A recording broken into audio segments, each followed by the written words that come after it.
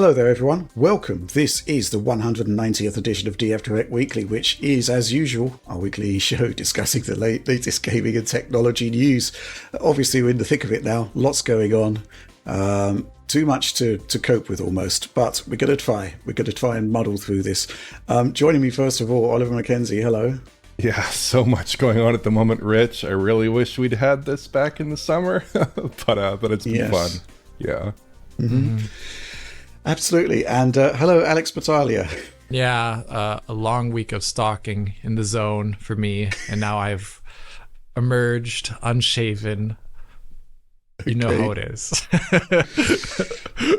Oh dear. Not the sort of stalking that I was expecting, but there we go.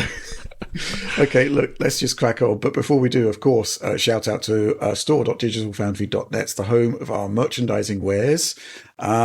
But with that, let's crack on with our first news topic. Okay, so we've got to go deep on this one, PSSR. Obviously, in the pre-launch period for PlayStation 5 Pro, we got to see a bunch of games, and PSSR was looking very, very promising. But there was always the caveat that there would be different implementations for different games, quality would vary, and crucially, we needed to see games that were rendering at low resolutions, 1080p or lower. We've now seen a lot of these games. We've seen various implementations, and it's clear that there are some issues. So we've got some excellent implementations, some of which we've seen already. And we've also had some shockingly poor implementations to the point where you wonder how they shipped. It's like, it's so problematic and so visible that it shouldn't have actually gone out to consumers in that way. Oliver, you've been doing a lot of work on this.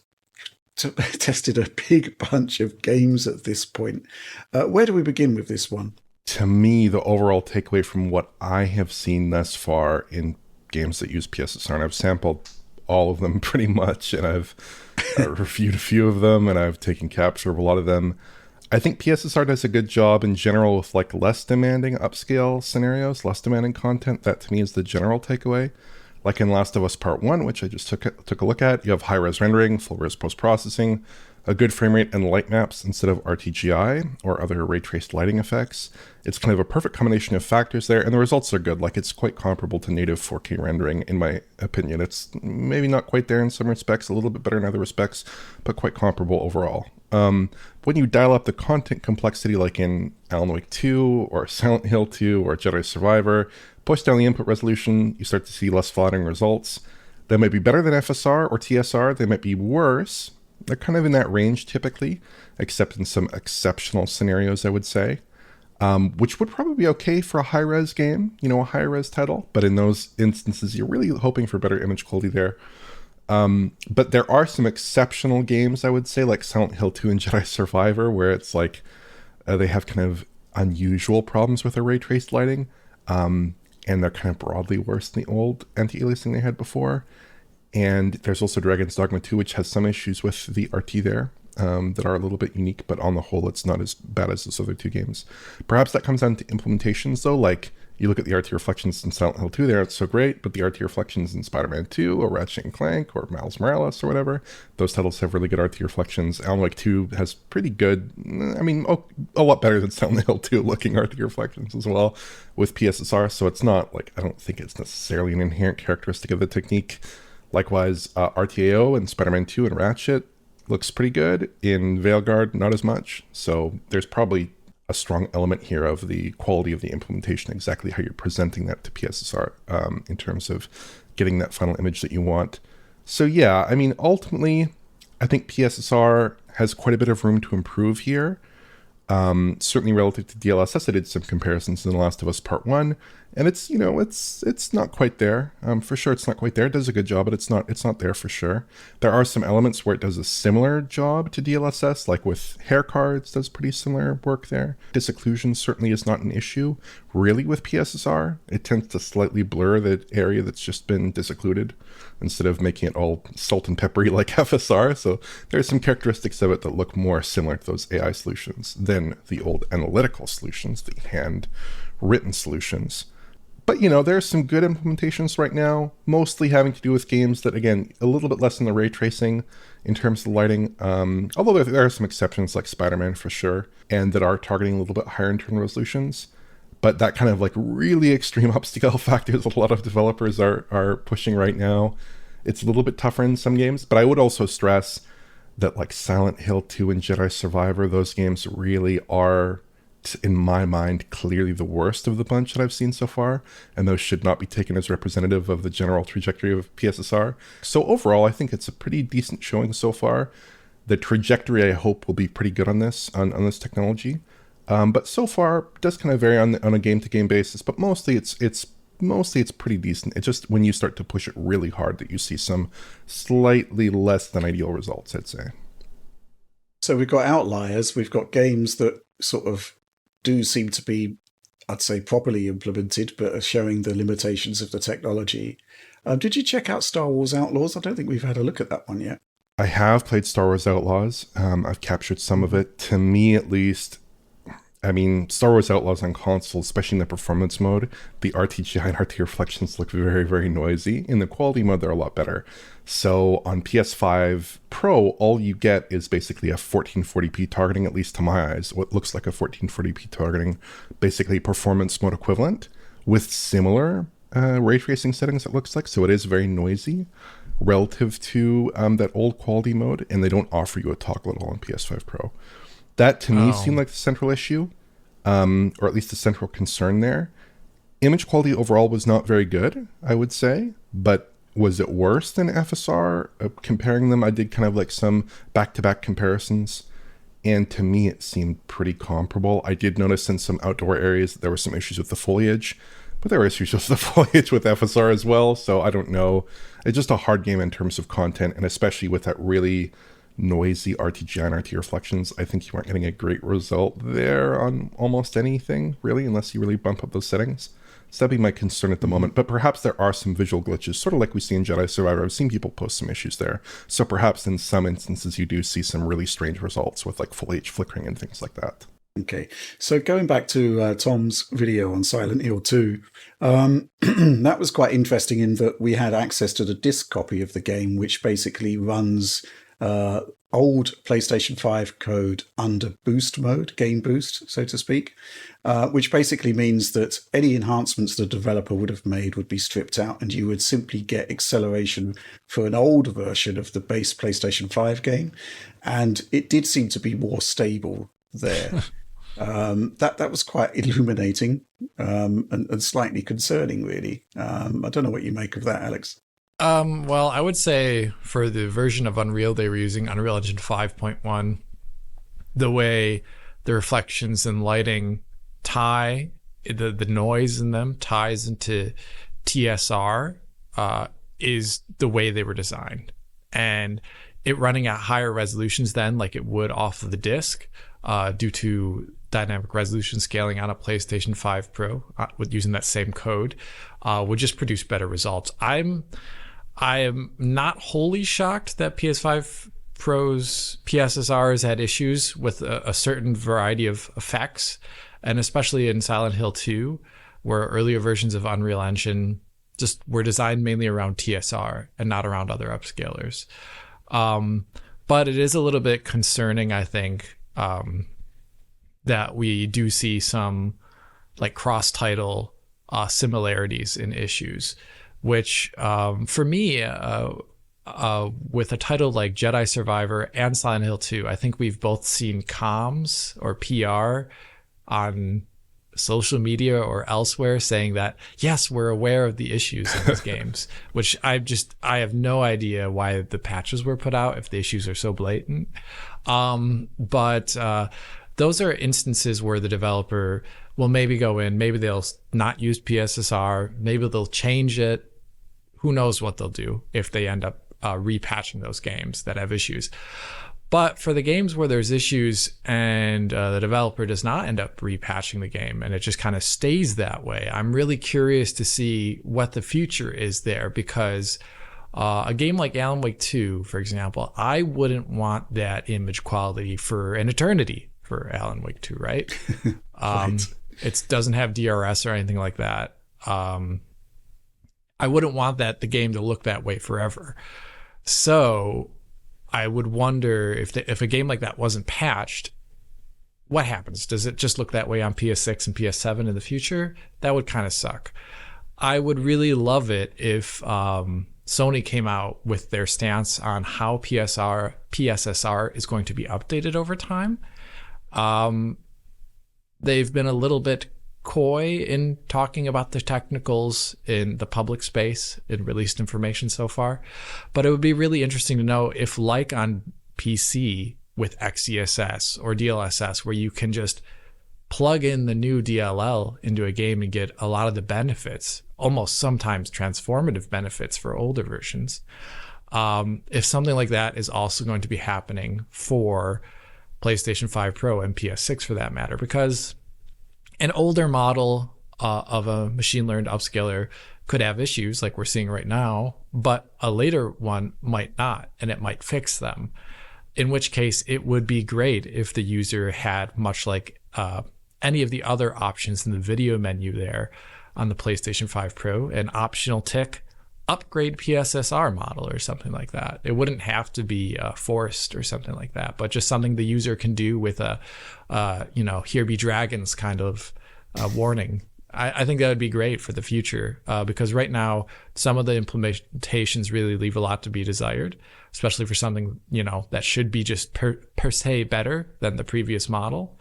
And that would be great for users. Mm-hmm. Yeah. You also took a look at Black Ops quickly because Tom's doing a video on that. And we also have PSSR implemented on Black Ops as well, which is kind of interesting from my perspective because the amount of iteration and refinement that's gone into Infinity Ward's own solution pretty much since Infinite Warfare at this point. I'd be really surprised if, suddenly a machine learning model came out of the blue and just produced better results. I mean, it'd be great if so, but I'm curious what you thought about it. I thought it actually was leaving a lot to be desired there. There's the issue that people are talking about online about the speckling, and that is there. It seems to be like specularity because Tom has a couple of examples of it, but just seems to be like rogue highlights from materials that just get caught up as one pixel and not filtered out like a Firefly filter would do, which sometimes doesn't even come from something like TAA. It's something that's pre-TAA sometimes.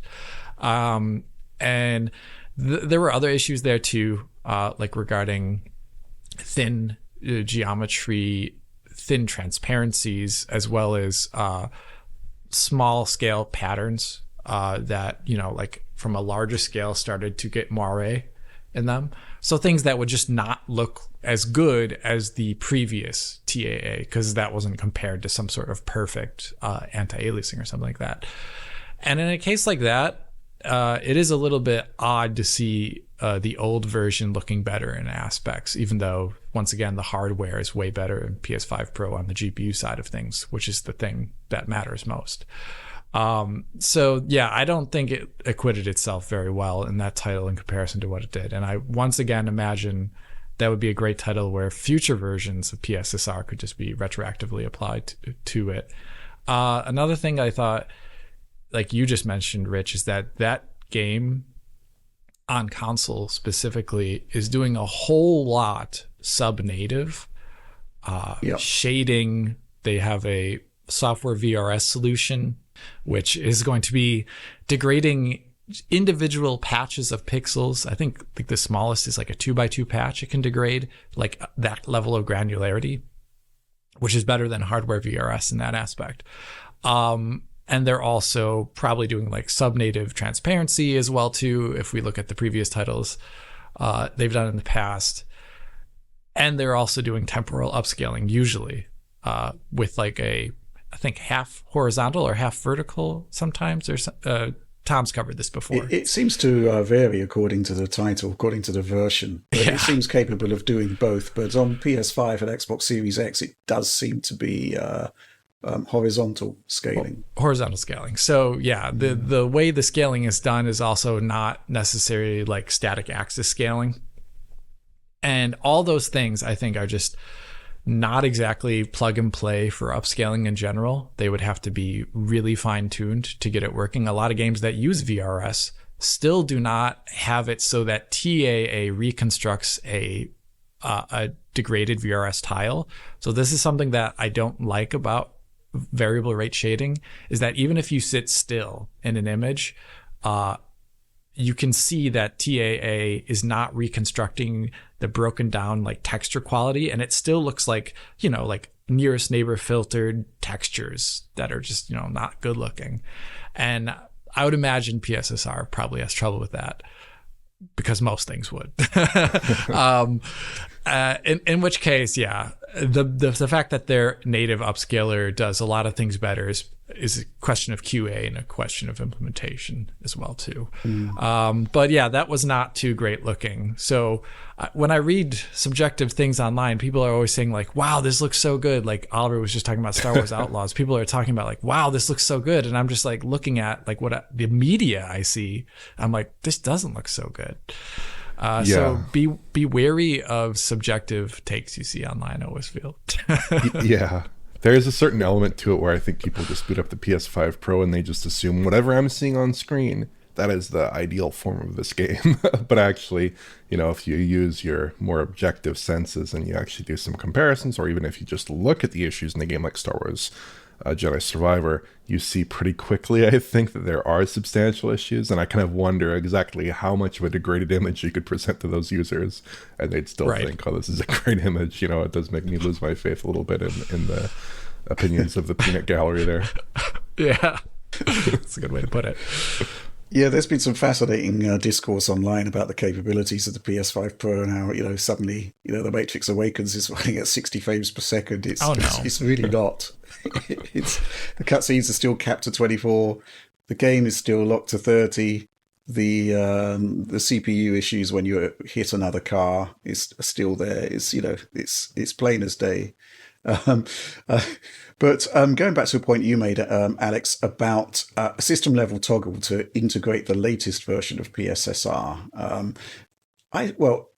The pushback against that would be that the developers want control of how their titles look, right? That's always been the sort of argument that gets produced whenever there's a new version of an upscaler that we can't adapt to an older version of a game.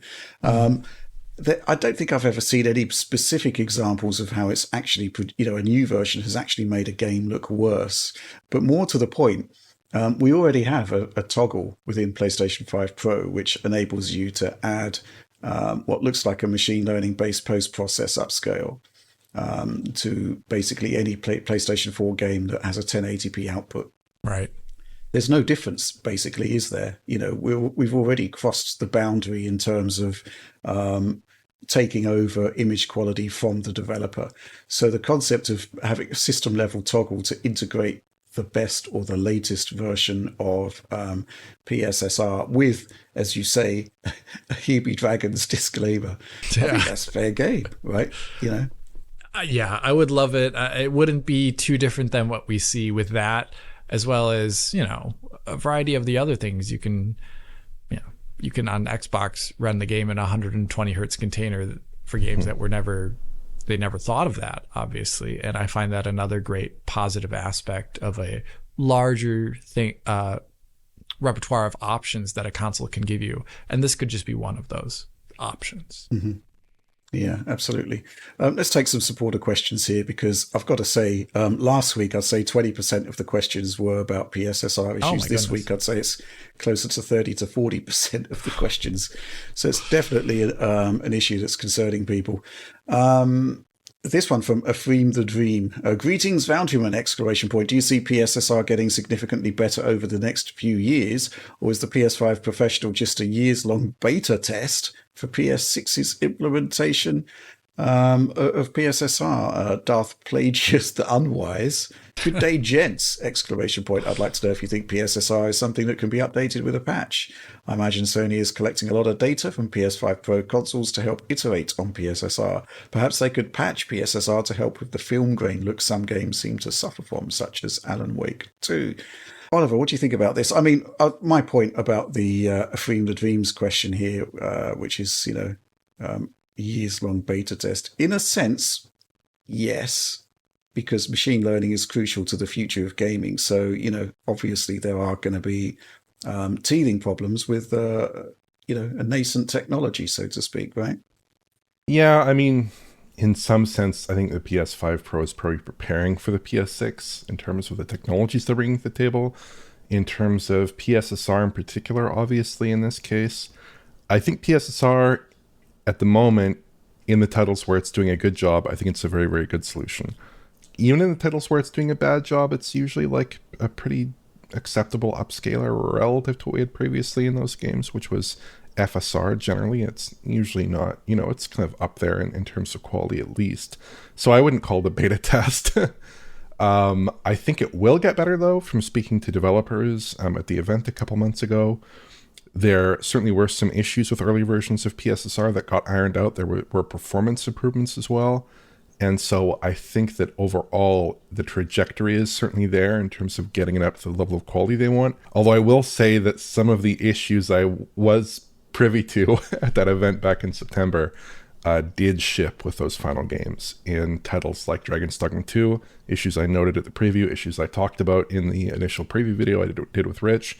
Those issues did ship, so perhaps those titles were not iterated on, or perhaps there were not new versions of PSSR past a certain point there.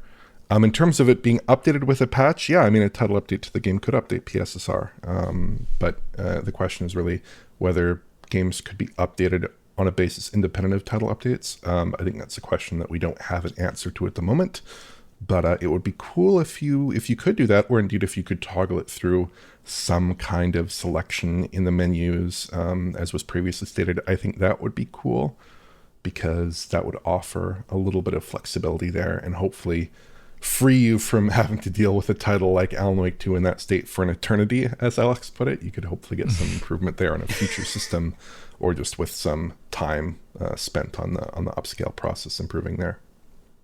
Yeah, I mean, eternity is a pretty long time. Yeah. Yeah.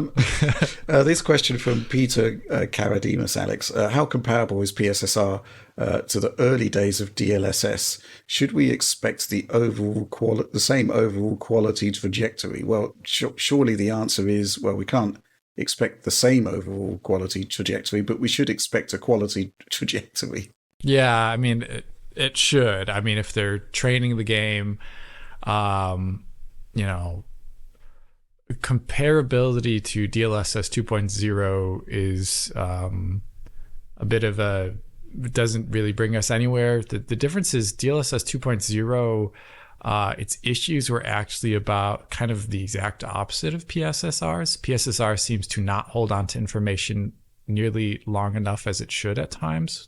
Like, that's why it's like the static image is jittering and has noise instead of resolving anti-aliasing.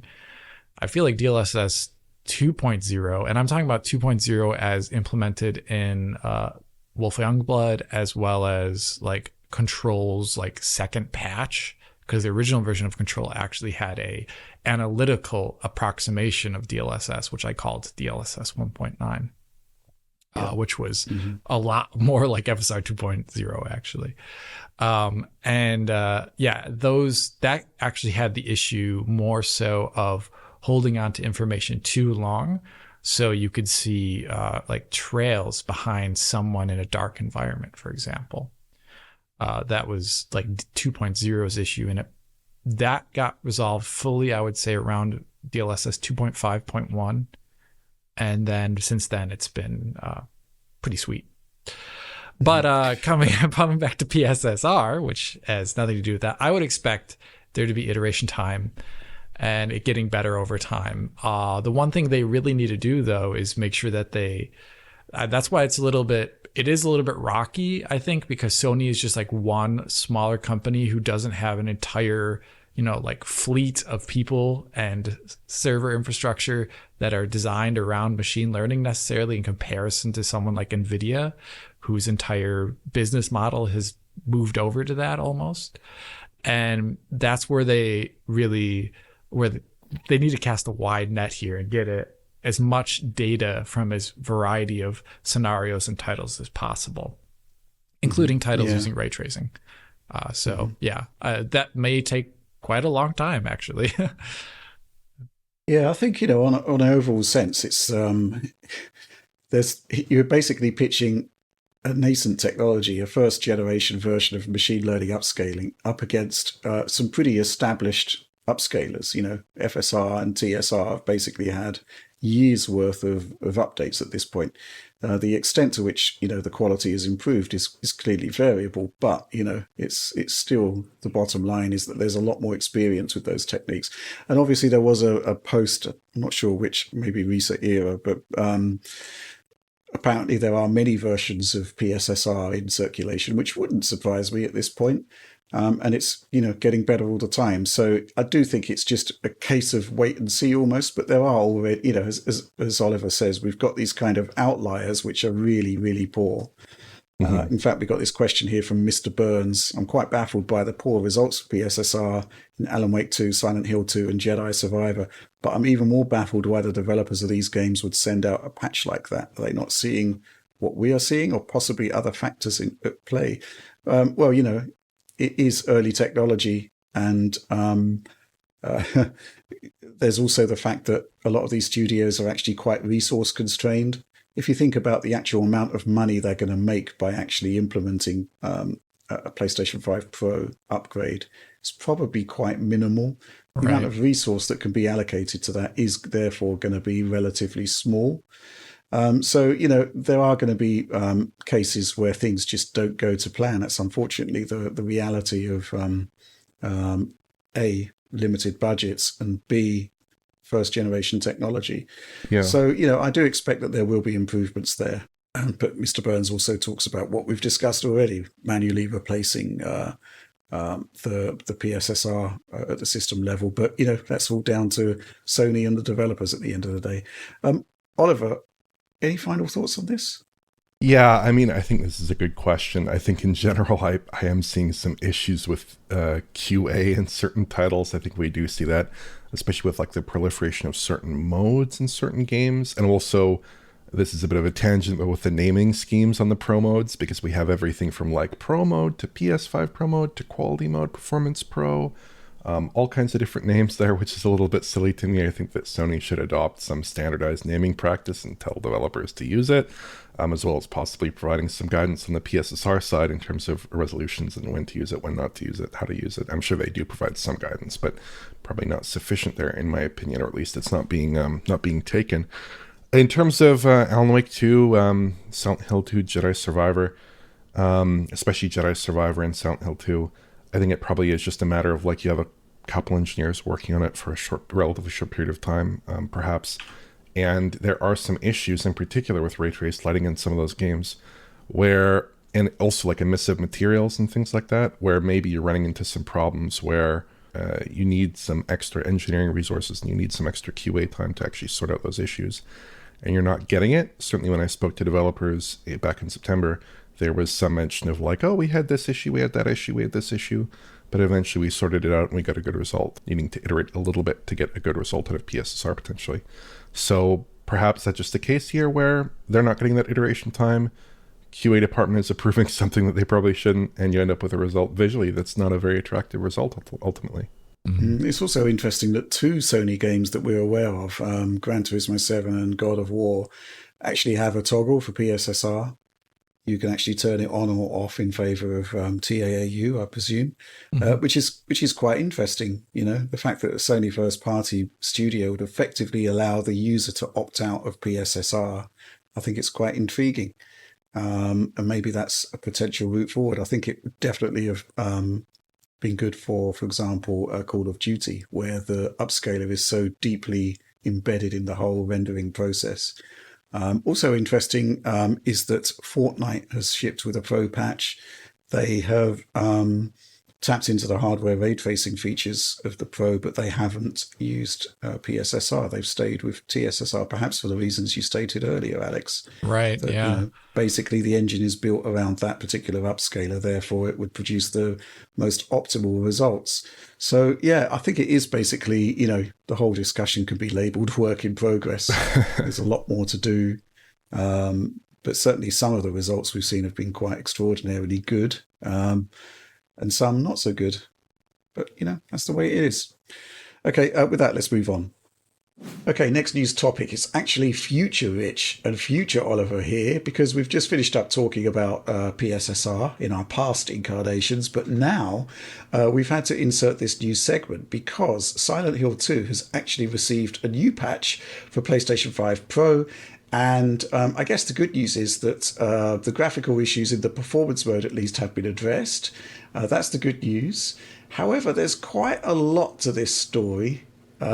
And it's probably best that Oliver take over to discuss the minutiae here, because it's quite an interesting solution to the problem at hand, right, Oliver? Solution is a strong word, Rich. I don't know that I'd say solution. Okay, mitigation. Mitigation is, I think, a more accurate term. I would agree with that. Basically, as a recap here, the initial version of Silent Hill 2 shipped with TSR and PS5, and that's the current state on PS5 as well. But as of patch 1.05, which dropped in October, late October, they changed that upsampling solution to PSSR for the PS5 Pro there. They had some kind of PS5 Pro enhancement.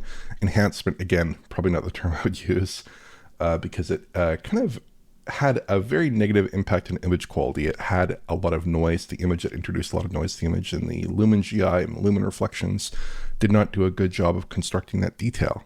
TSR did a better job, and by all indications, especially when Tom looked at it last week, the TSR resolve on PS5 was actually better than the PSSR resolve on PS5 Pro, and kind of broadly speaking, maybe even the PS5 version was the superior version, although the PS5 Pro version did have some performance improvements. But Bloober Team have now shipped patch 1.06, which promises to address these problems.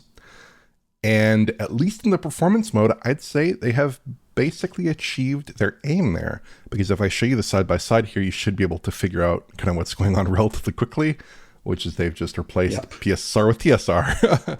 That's evident in basically all the shots I have. You can notice how the GI is essentially stable and coherent now, in motion and at rest. The reflections are much less noisy. You don't notice that kind of overbearing disocclusion issue when I'm turning James around here, where prior there was kind of this trail of disocclusion issues. Now that's actually being constructed properly with the RTGI there. It's a big, big improvement. And when I go back to the PS5 original, which is also on patch 1.06 here, image quality is extremely similar. The shots look just about identical in that respect.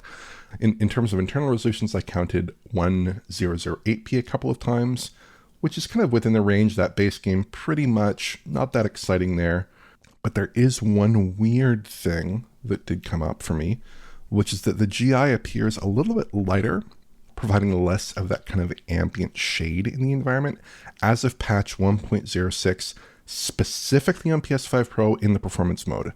That's true compared to patch 1.05 on Pro, and also patch 1.06 in the performance mode and the quality mode on PS5. So I don't know what's going on there.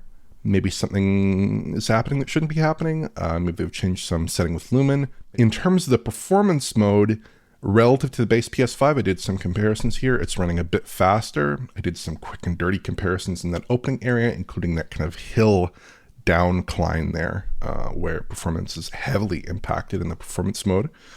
Running a few FPS higher, not a big difference. So that's the performance mode. Basically solved. One minor quirk with the GI possibly. Basically fixed, to my satisfaction. At least as fixed as this game can be at the moment using a non-ray reconstruction solution. Probably. Non-DLSS reconstruction solution. But the quality mode, still using PSSR. So I don't think there are any big changes there. It looks way different to the base PS5 version of the game in quality mode. Still a big image quality downgrade in my opinion. I would say the performance mode looks better in terms of image quality, which is a little stark. Pixel counts peg it as a flat 1080p in my counts, which is the exact same as Tom observed in patch 1.05. There you had no dynamic resolution and a 1080p base resolution. Performance is pretty similar to what Tom observed in that it doesn't stutter going down the hill, whereas the base machine does stutter going down the hill. Both capped at 30 FPS without obvious frame pacing issues that I observed. Maybe that's related to could be related to the faster GPU, struggling less with the resolution there. Or maybe some dynamic res going haywire on that base machine possibly. Or maybe it's traversal stutter alleviations a little bit with that higher clock CPU, because you do have 10% more.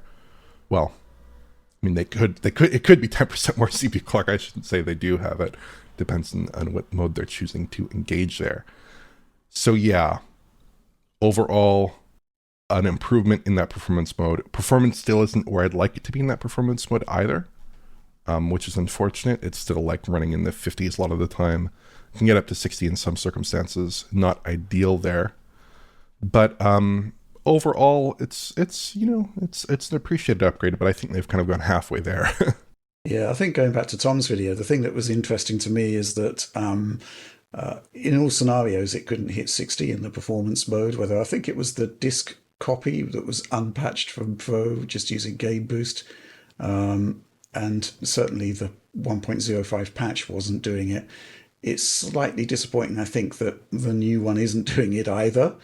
It's interesting when I was looking at your footage here, the differentials between 1.05 performance and 1.06, not actually that different.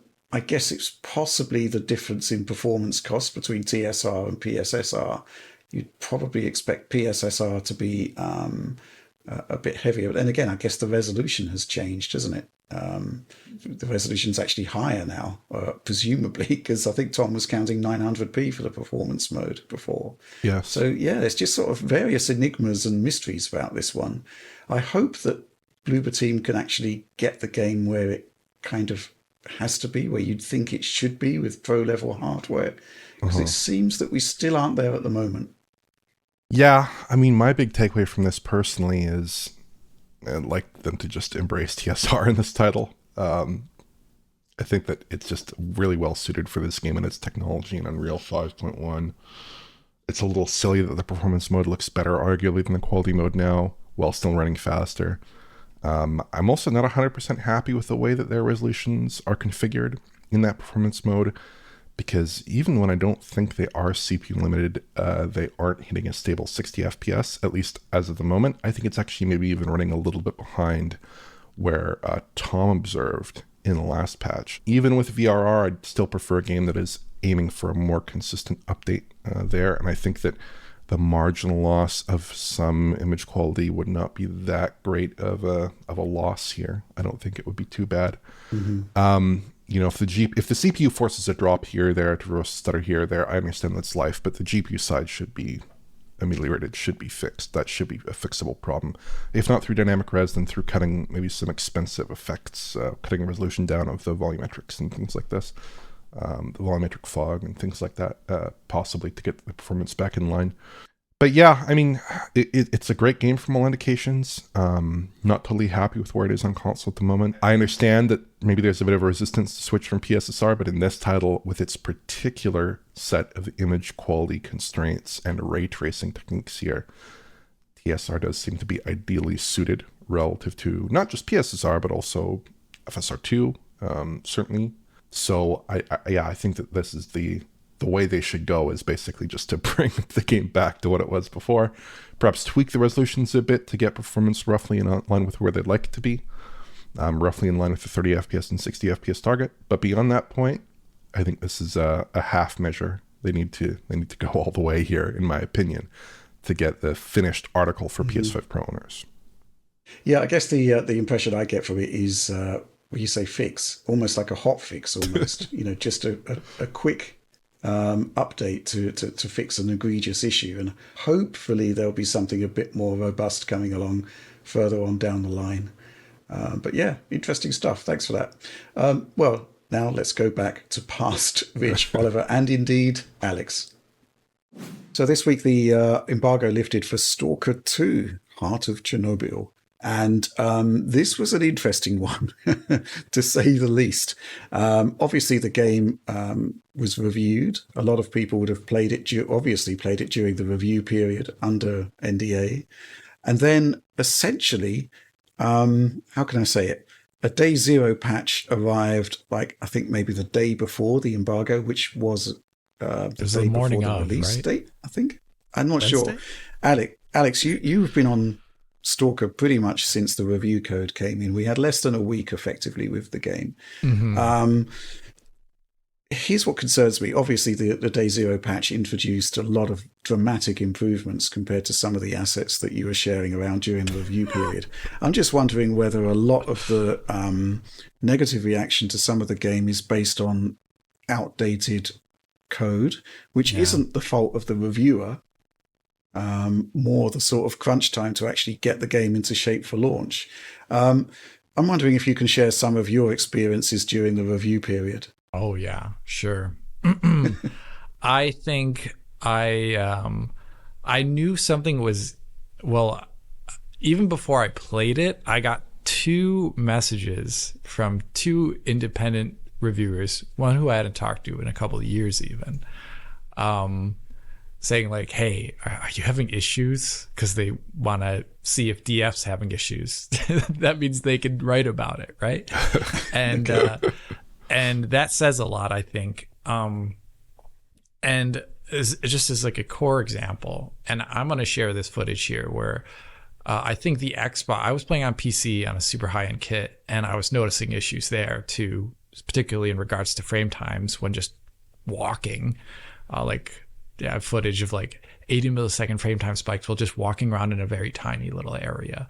But on Xbox Series consoles, there was these large frame time spikes when just walking around in general, as well as the fact that if you played in the 30 FPS mode as well as in the 60 hertz mode, depending upon how quickly you would move the stick and whether or not you were also moving at the same time, this was different between all the versions, you would get one movement frame being extremely tiny movement and the other one being a lot further. So everything would look like it was running at half FPS. And I actually sent that off to the developers because I was like, this issue makes the game unplayable. And that, lo and behold, that was fixed during the review period. And there was some positive interaction there with the developers about it, back and forth through an intermediary.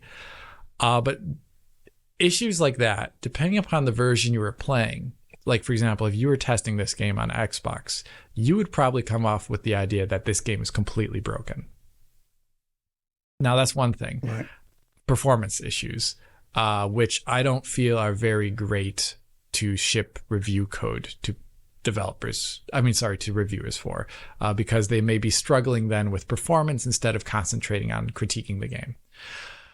Right. But then there was also gameplay bugs. Like the first time I fired my weapon in Stalker 2, I heard no gun sounds. And it was also like an intense moment. I was like, man, that sucks. I figured out that you could change an audio option, which would make it return. But most people who are playing the game would just be like, oh, this game's broken. My gun doesn't have any sounds. You know, there was also things like characters. Like I went back to an area once before and I had already killed all the baddies there, and I saw from the distance a bunch of people standing up, and I started shooting at them. But then I walked closer, and I realized it was just the corpses that were T-posed, which was so excellent to see. There was a lot of stuff like that in the initial part of playing the game up like on Thursday and Friday, and a little bit on Monday morning as well too.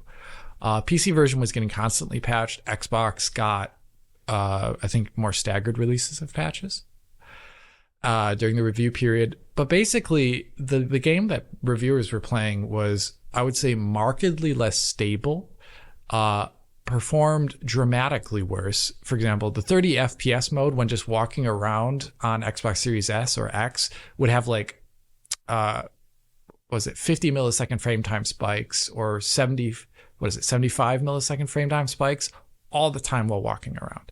The launch code is pretty much perfect except for in the areas of the Stalker towns, which is completely different experience. There's things like that where I don't actually want to fault reviewers so much so for saying that they had a negative experience with the game, because they were just playing what they had, and how are they to know that the launch version is to be so radically different? So this is an issue, I think, from a publishing angle, where I think the publisher really should have given the team, GSC, with these issues being known, apparently, should have given them enough time, a week, 2 weeks, a month, whatever it would have taken, to make sure that as many issues are cleaned up as possible before sending out review code, because you're just doing a disservice to a game which otherwise could be in a way better position, right? And the word of mouth may be different as a result too. Because I think a lot of people were like, oh my God, they did it again. It's because Stalker 2007 shipped rather broken, by the way. They shipped it again rather broken. But, day zero patch, wholly more playable than whatever I had access to on last Thursday, where I was sending messages to like Rich or John. I was like, the first message to John was like, hey, it doesn't seem that broken. And then it was like, never mind. Never mind. It's a bad situation all around, and I wish the game was shipped to reviewers in a state that was a lot better. But I guess the consumer in this point wins out, as it's a lot better at launch. Just curious what happens in the future, because there are still a number of open issues that I talked about in my video, specifically regarding CPU performance. And this is a game that is doing technically behind the scenes a lot more AI stuff than just like other games that have NPCs that are just a series of animations, if you know what I mean, versus NPCs that maybe have senses and the ability to react. So I'm curious to see what they can do there. But one thing I know is for certain, if they upgraded their version of Unreal Engine to later versions, they would just get better CPU performance no matter what, because the engine's inherent threading has gotten better over time. Which I would love to see them do. I would really love to see this game move beyond its 5.1 base up into the latest version possible over its patching period. I think in the past we've heard from developers that there were some muted ideas of taking early Unreal Engine games and maybe upgrading Unreal Engine versions on them for patches. But I don't think we've seen that yet. But that would be an amazing way to get this game running and even looking better, because things like Lumen have gotten better over time. Nanite applies to vegetation, as well as VSMs being cheaper for vegetation in later versions of Unreal, which were, I think, my visual negative points, was Lumen quality, as well as the fact that vegetation has super obvious LODing, as well as shadow issues close to the camera. So yeah, I hope they do that, but once again, I cannot fault reviewers too much for being so negative about the game. That's the way it was playing up until launch day. Yeah. Yeah, absolutely. I think that's the real problem. What we've got here is that the game that actually was sent to reviewers was in a wholly different state for the majority of the period they had to review it. And we had a list of notes from the developer about things that have been patched and things that are going to be fixed and whatnot. But ultimately, you can't take the developer at their word. You've got to test the actual game that comes out. So there are some outlets that didn't have a review on embargo, and I kind of respect that. Because the experience that they had would not be reflective of what people were actually playing, which is kind of the whole point of a review. So yes, that I would say that is a publisher fail at that point. And I kind of worry about the developer as well, in terms of, because you look at that patch and so much was fixed that you can't help but wonder what conditions were at the developer to get all of that work done within the space of a few days. Yeah, crunching, essentially. Great, crunching unendlessly at that point. And I think that's also it's not good for the reviewer. It's not good for the developers. It may harm the published game's image and sales. It just seems like a complete lose. And I really wish publishers in the end, and we deal with it way too often with not just like a title like this, but we will get often shipped, especially on PC games, where I'm just like tearing my hair out. And I'm saying, like, why are they shipping this game like this?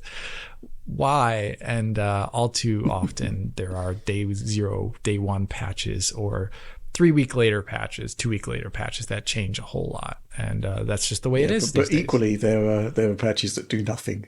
Yes, yeah. Well, we have that. We're fixing it. Yes. It doesn't do anything. Yeah, that's problematic. Oliver, any thoughts on this whole situation? I mean, it's unfortunate it shipped in this kind of technical state, because the game itself, from all judgments I've seen, seems quite good. It seems quite well regarded in terms of the gameplay. But especially for like an open world UE5 title, that phrase sends shivers down my spine. Oh my God. Yeah, shivers. Yeah, it seems like a tough situation on PC and console, but on consoles in particular, I do think there are probably some kind of configuration things they could have done without necessarily, solving these technical issues. There are some things they could do to ameliorate some of them, like, get that 30 FPS cap on consoles, but with good motion blur. A lot of motion blur where the shutter is basically fully open, the virtual shutter, so you get a lot of motion blur there and get that nice smoothness, hopefully, to the image. And then just kind of call it a day because performance is not that good at 60 FPS. Either offer that as an option or even offer that as the only option to players, and I think you might have a bit of a better experience there, because I really don't like the way that motion looks without motion blur at 30 FPS. To me, I really just want that motion blur in there to give you a bit of a smoother visual experience. Right. So yeah, that'd be my preference, and certainly that's what you see with other UE5 titles, or at least the one other UE5 title, I suppose, that has taken kind of this more cinematic approach on consoles, which is Hellblade 2. There you have a ton of post-processing, you have lots of motion blur. They really dial it up to make it look very cinematic and very smooth considering the refresh rate. And I think they could probably do something similar here. That'd be great. Okay, good stuff. All right, with that, let's move on.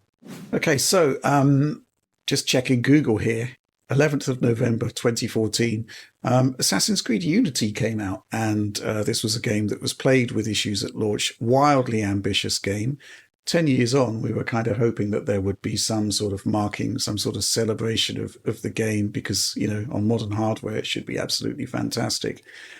But weirdly, Ubisoft instead released a patch for Assassin's Creed Syndicate, the following game, which, it does have much to commend it. There was a much stronger focus, I think, on gameplay mechanics versus Unity. But at the same time, I think it's fair to say that the look of the game basically is, I'm not going to say a downgrade, but basically they reshifted the priorities of what they were doing within their game worlds in order to solve potential performance problems once and for all.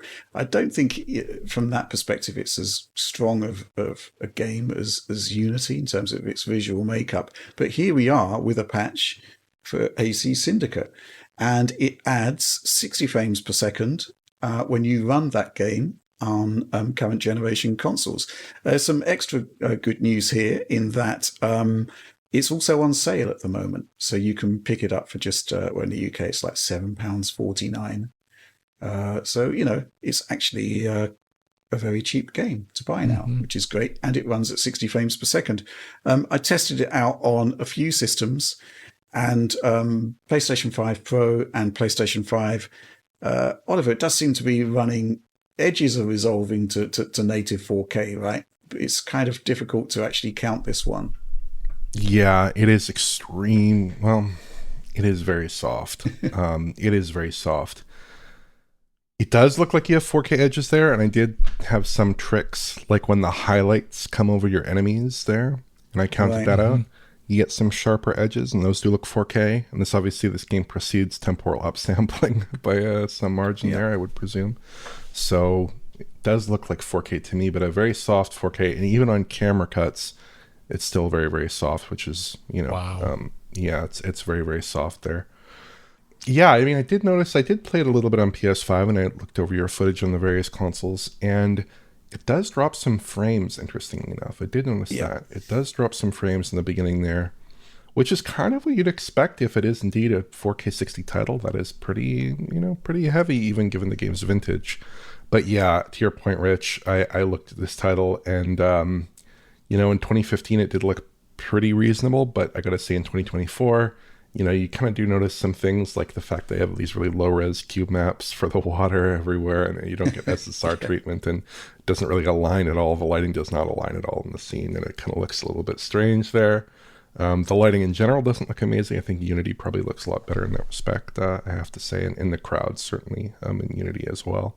Updating Syndicate is, it's pretty cool, but it's probably not the most in-demand older AC title. I'd have to think that perhaps something like Black Flag, right, or Rogue, or indeed Unity itself would all be priorities here.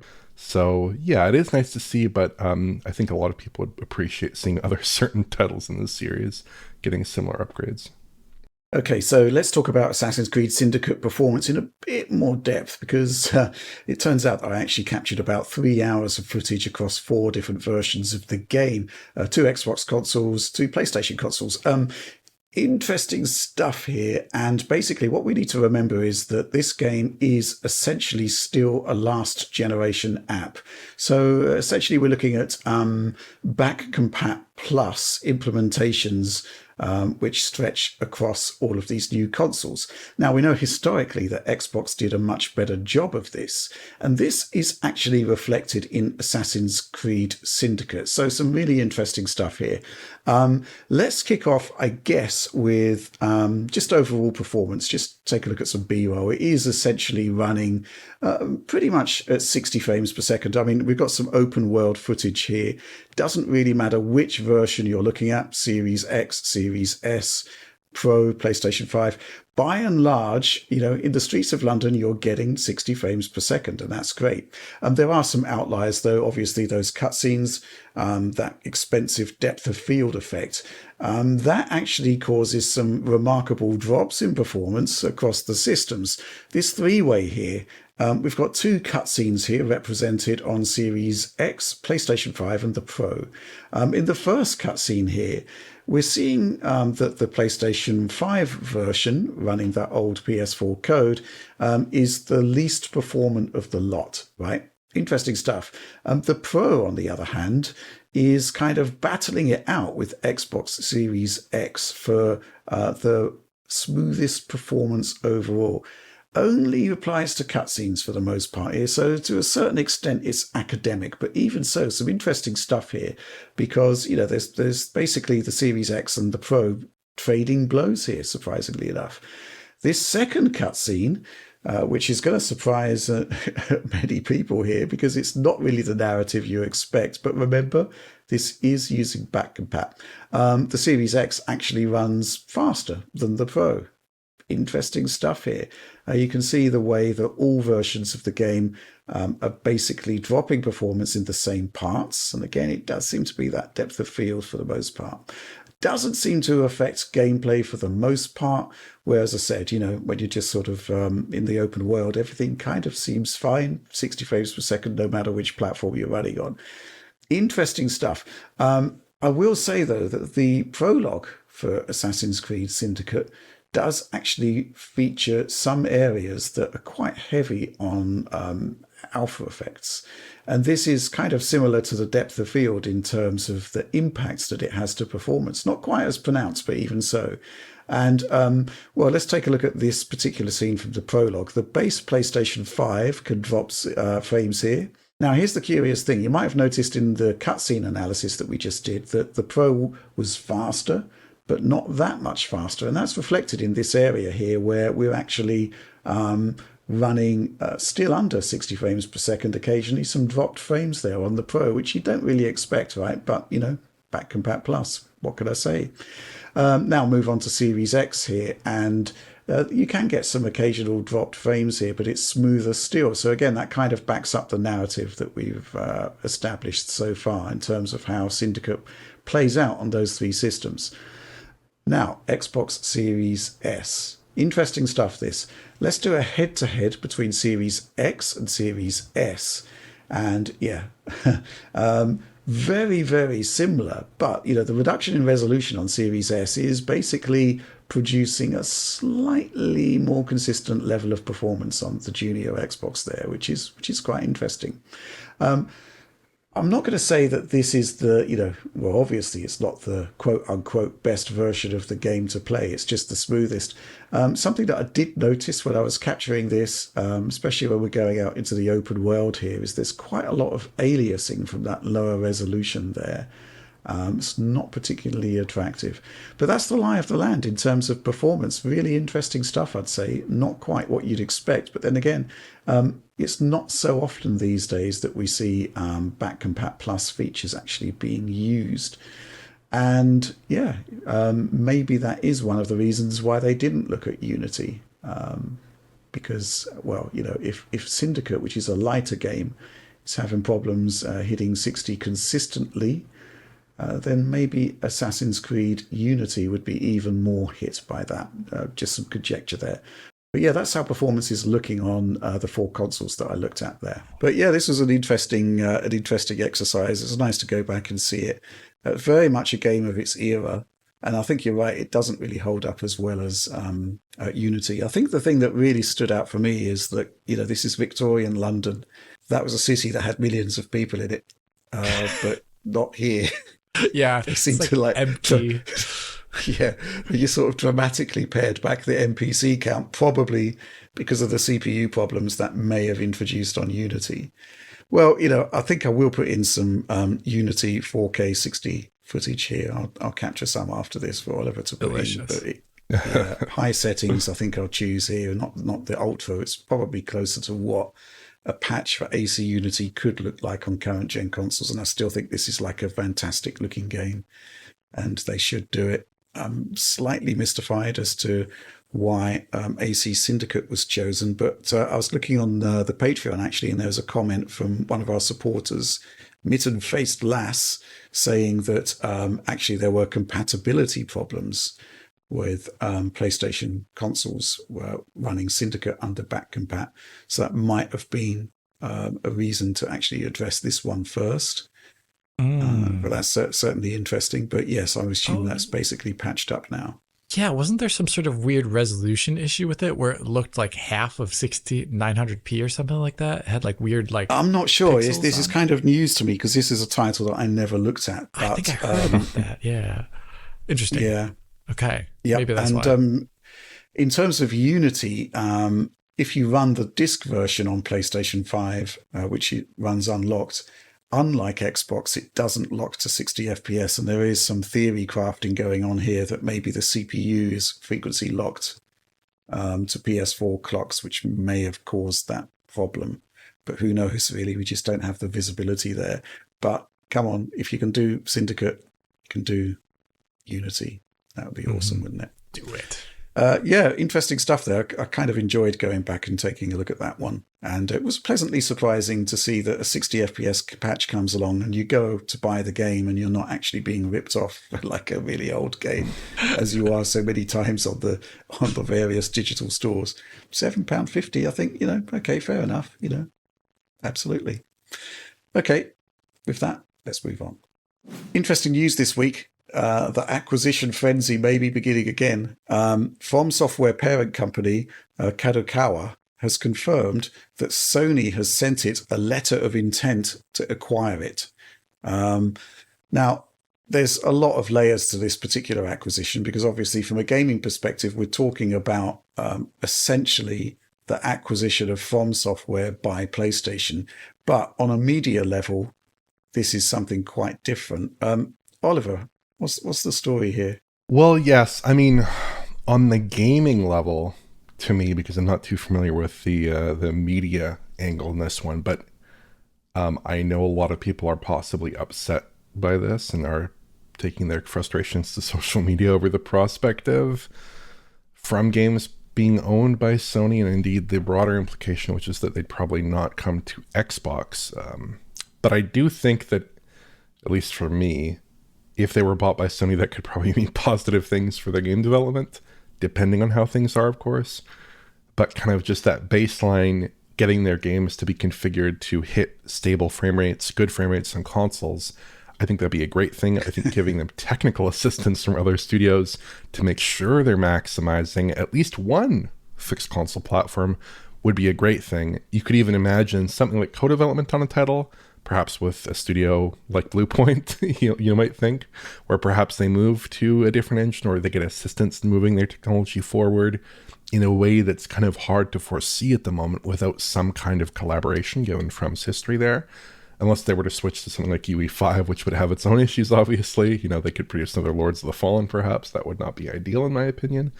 But I will admit, I've not played a ton of From Software games, but the one From Software game I did put quite a bit of time into is the Demon's Souls remake on PS5. And I think there it's because they were able to use cutting-edge technology. They were able to hit very good performance, very stable performance. So you look at something like that and you think about what some other project like that could mean for From, and that sounds very, very compelling. You could also see, in this scenario where Sony owns them, you could even see PC releases. I think you'd probably expect to see PC releases. Maybe even day-and-date PC releases, but if not, perhaps on a bit of a delay there. But I don't really see that as a big negative personally. Not a huge negative. I mean, the games on PC, perhaps they're not the most polished to begin with, so maybe a little bit of extra time could help them there. My only real concern here is if From was to do something very From and ship a title like Elden Ring that really demands like LFC and VRR. Sony does not really support that on the system level. So if you had like a really worst case scenario on top of a bad case scenario in terms of their configurability on consoles, perhaps you end up with some really unfortunate situation there. But I mean, for me personally, I would see this as kind of a win. I tend to like exclusive titles when they're handled well and when they're given the time and attention that they so often are, which sometimes I think you don't see sometimes with these big third-party titles. Sometimes you do see it with those exclusives. And I think in this case, perhaps the expertise of a company like Sony and their various first-party studios could be helpful in achieving the kind of thing that is thus far largely eluded from, at least in the modern history of From, in terms of hitting really good performance targets with brand new kind of cutting edge games on consoles and on PC. I think that's something that's eluded them. So perhaps this would be a helpful development in that respect. Mm-hmm. Yeah. I mean, it's worth pointing out that this deal does encompass much more than games, potentially, assuming it goes through. I mean, they own, just reading the Video Games Chronicle news story on this, they own Dwango, a Japanese telecoms and media company that owns developer Spike Chunsoft, most recently responsible for Dragon Ball Sparking Zero. Earlier this year, it bought Acquire, the Tokyo studio known in recent years for Octopath Traveler 2, and Mario and Luigi Brothership. And obviously, Sony owns Crunchyroll, so there's a lot of sort of anime-related media that's would potentially be part of this deal, which may actually be the focus. Who knows? But let's talk about the gaming, Alex. Mm-hmm. What are your thoughts on this? Well, I mean, I would say it would be less than ideal if it meant, obviously, no Xbox version of some sort of From Software game for those players. I mean, I'm not an Xbox player, but there's already a deficit of Japanese titles on the console in comparison to PC and as well as on Sony consoles, where it's more of like an afterthought. Usually, if there is Japanese developed games there, I feel, in comparison. And that is a stigma that has been there for a long, long time. And losing another developer, where I think it was actually a great win back in the day that Dark Souls came to Xbox 360, which at the time was the more popular console. And that really popularized the game. The first time I ever saw the game running was on an Xbox 360. Some guy just showed it off to me. He's like, "You got to try this." I was like, "Okay." I saw that it ran really poorly, as what Oliver was saying, but I was also mesmerized with just the first level's design, and the Firelink Shrine thereafter. So that would be actually, I think, a loss. I'm always going to say we want to have more multi-platform titles. That's my personal stake in this, but. From Software, it has a just terrible technology record. Sony produced games typically are pretty good. They're not perfect always for smaller published titles. Their PC track record is, for me, mixed. There's things that I've liked about Sony published titles on PC, but there's also been things like your Sackboys, your T-Loops, your... I don't know, the generic state of some Nixie's titles on release 2 have annoyed me. And so this doesn't, to me, guarantee a level of, from a PC player's perspective, a level of like stewardship, technological stewardship that I would always approve of. And I'm not sure, honestly, if From Software would ever switch their technology. They seem very insular and almost... like they do not react to outside stimuli from especially English-speaking audiences. Very rarely. I was genuinely hugely shocked when they announced Dark Souls for PC back in the day. And I was also genuinely shocked where it was around Dark Souls 2's times where they said Dark Souls 2 was lead on PC. And that was actually a title where you could see it. It still had issues, but it was way better than the PS360 version. But ever since then, they've kind of like floated in this odd area where their PC releases are kind of terrible in a lot of ways. And I don't think their console releases have been very good either. Just looking at Elden Ring, I still don't think it is in a good place where it should and could be, all things considered. Maybe Sony could help with that, but I wouldn't say it is a guarantee because they're such a weirdly insular company. Mm-hmm. Yeah, I mean, it is kind of odd, but every time a new console comes along that says it's going to improve the performance of games of the prior system, the first thing you do is go for a From Software game to see how much of an improvement it actually is. Typically has an unlocked frame rate, always has issues meeting the frame rate target. So, you have to basically wait for a new console to come along to actually get it into a decent enough state. And it's even sort of remarkable that Elden Ring still doesn't run at 60 frames per second on PlayStation 5 Pro. Remarkable. But yeah, in theory, you would hope that if there was some sort of Sony acquisition, that the talents of the whole group could be brought to bear. In practice, though, that's actually quite a difficult thing to do. And, if From Software are happy with their engine and not particularly interested in improving technical performance, it's going to be really difficult to actually change that.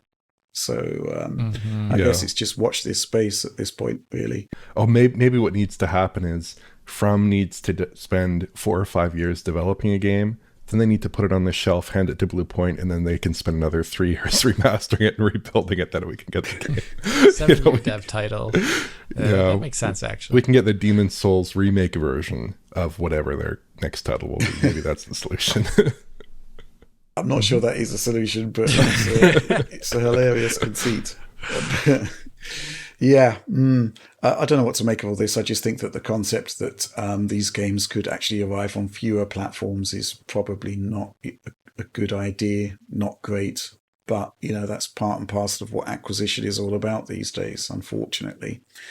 And obviously, maybe if Sony did own From Software, whatever the contractual stuff that is preventing any kind of Bloodborne upgrade from happening could actually be resolved. That would be kind of nuts, wouldn't it? Mm-hmm. Okay. I guess watch this space again on this one too. With that, let's move on. Okay, so we had an interesting update this week to the PlayStation Portal, which is basically a streaming client device for the PlayStation 5 and the PlayStation 5 Professional. I literally haven't touched my Portal since the review period, and I wasn't particularly taken with it. It's an interesting thing, the Portal, because, it's a self-contained device. There's no sort of HDMI outputs on there. There's, ultimately any sort of reviewing of it, getting objective data is that much more difficult. But, the bottom line is that it was very laggy. Image quality wasn't great. There were stuttering issues with it, which is a shame because the screen is actually quite good. And it's, a full DualSense controller there, effectively. It's quite an interesting device. Actually, I'm just going to take this question, first of all, from supporter Skyrim Super Championship Turbo Edition 2. Again, he's missed hyperfighting. But did the latest PlayStation Portal firmware bring the rumoured fixes to stutter and a higher bitrate? Also, does PS5 Pro stream to the Portal at a higher quality than PS5 Amateur? Despite its limitations, the Portal seems to nicely target the gamer dad demographic, who can't hog the TV like they did in their younger years. Is it finally a product any of the DFT would willingly buy? I actually booted up the Portal this morning. The big feature update, which isn't actually in this question, concerns the PlayStation Cloud streaming solution. So basically, if you have like a particular tier, I think it might be the high-end tier, you can actually stream PlayStation 5 games from the cloud. And Tom looked at it, and actually the quality was good. It was a 4K stream. Latency wasn't quite as good as Xbox, but the visual quality was streets ahead. The deficit being that you could only run it on a PlayStation 5. No longer. You can actually run it on the PlayStation Portal now. The cloud gaming functionality runs on the Portal. It's really interesting in that initially I didn't actually see it. I did the update to the Portal. I couldn't actually find the feature. Turns out you need to go to the Portal's settings menu and actually enable it because it's a beta test at the moment. So you have to enable the beta. You restart the Portal and then basically you get the choice to stream from your PlayStation console or to stream from the cloud. So at this point, the Portal becomes a device that you don't necessarily need a PlayStation for, although the concepts that you would be subscribing to PlayStation Plus without a PlayStation would be quite extraordinary. But let's talk about the cloud streaming. It does work. You're not getting a 4K stream. It is a 1080p stream. It does work. I played Control on it. I played it in performance mode. Interesting stuff. Altogether more interesting when you actually leave the cloud streaming beta and then go to the normal PlayStation 5 streaming. I ran it from the Pro and then ran Control from the local console. Now, there's a lot of subjective analysis here, impressions, because it's actually really difficult, as I said, to get objective metrics from this device. So let's go back to Skyrim Super Championship Turbo Edition 2's question here. Does it bring rumoured fixes to stutter and a higher bitrate? Higher bitrate, can't say. It does still stutter. There'll be plenty of people telling you it doesn't, but Control in its performance mode, 60 frames per second, is pretty much locked. But, if you just start in a very simple room and just spin the camera, you'll start to see that there are occasional jumps, hitches. Increase the speed of the rotation of the camera, and those stutters will become more noticeable. Now, the interesting thing here is that those stutters occurred both with cloud gaming streaming and also with streaming from the console. And it seemed to be pretty much the same. Wow. Now, is that a remote play issue? Because I don't think Tom picked up on that in his analysis. So maybe I actually have to do a bit of testing on that to see whether it happens on the PlayStation as well. Mm-hmm. But I don't think it does. Otherwise, I guess Tom would have picked it up. The quality level seemed to be much the same. The latency actually seemed to be a bit higher on the cloud, as you would expect, because it's not local, which is interesting because Tom's tests for latency on cloud streaming were actually lower than the Portal. So maybe there is some sort of problem with the Portal or some sort of latency added by the Portal. But that seems to be my sort of take on it. It's really interesting that now the cloud streaming is actually open to more devices, even if it is a relatively lower subset. The image quality is still noticeably a stream. We're not dealing with like Moonlight. Oliver loves that on his ROG Ally, right? It's pretty much flawless. Yeah. With the Ally, it is a really good experience there, and of course, there you can do 1080p 120 quite easily. Get that higher refresh rate, get that lower latency. The latency perceptibly is pretty much the same as local, very comparable, the same as to what you would get with a fully local experience there. From what I've seen with GeForce Now, that's also quite a good experience. To me, the PlayStation streaming is probably not good enough in terms of having a really good image with good latency and minimal, if not non-existent, stutter issues there. But yeah, for me, kind of like the threshold for, at least maybe this is too high of a threshold perhaps, but for me, the threshold for a streaming experience to be good is if I almost can't tell, or indeed really kind of can't tell, that it is a streaming experience, then I'm kind of pleased with it. And perhaps that's too high of a bar. But for me, my various experiments with the PlayStation streaming service and with xCloud have not come particularly close to meeting that bar. So I do think they need to get better. They do need to improve there. But I think streaming is, I've certainly become a lot warmer to streaming now that I've seen exactly what it can be at its peak, because that dream of PC or console level gaming on a handheld, you're never really going to get there unless you play games that are 5 or 10 years old with a device like the Steam Deck. So getting that functionality in a really low power handheld platform or even a phone, that's right. A really cool experience if you can get everything working right, which hopefully Sony is trying to improve there. Mm-hmm. Yeah.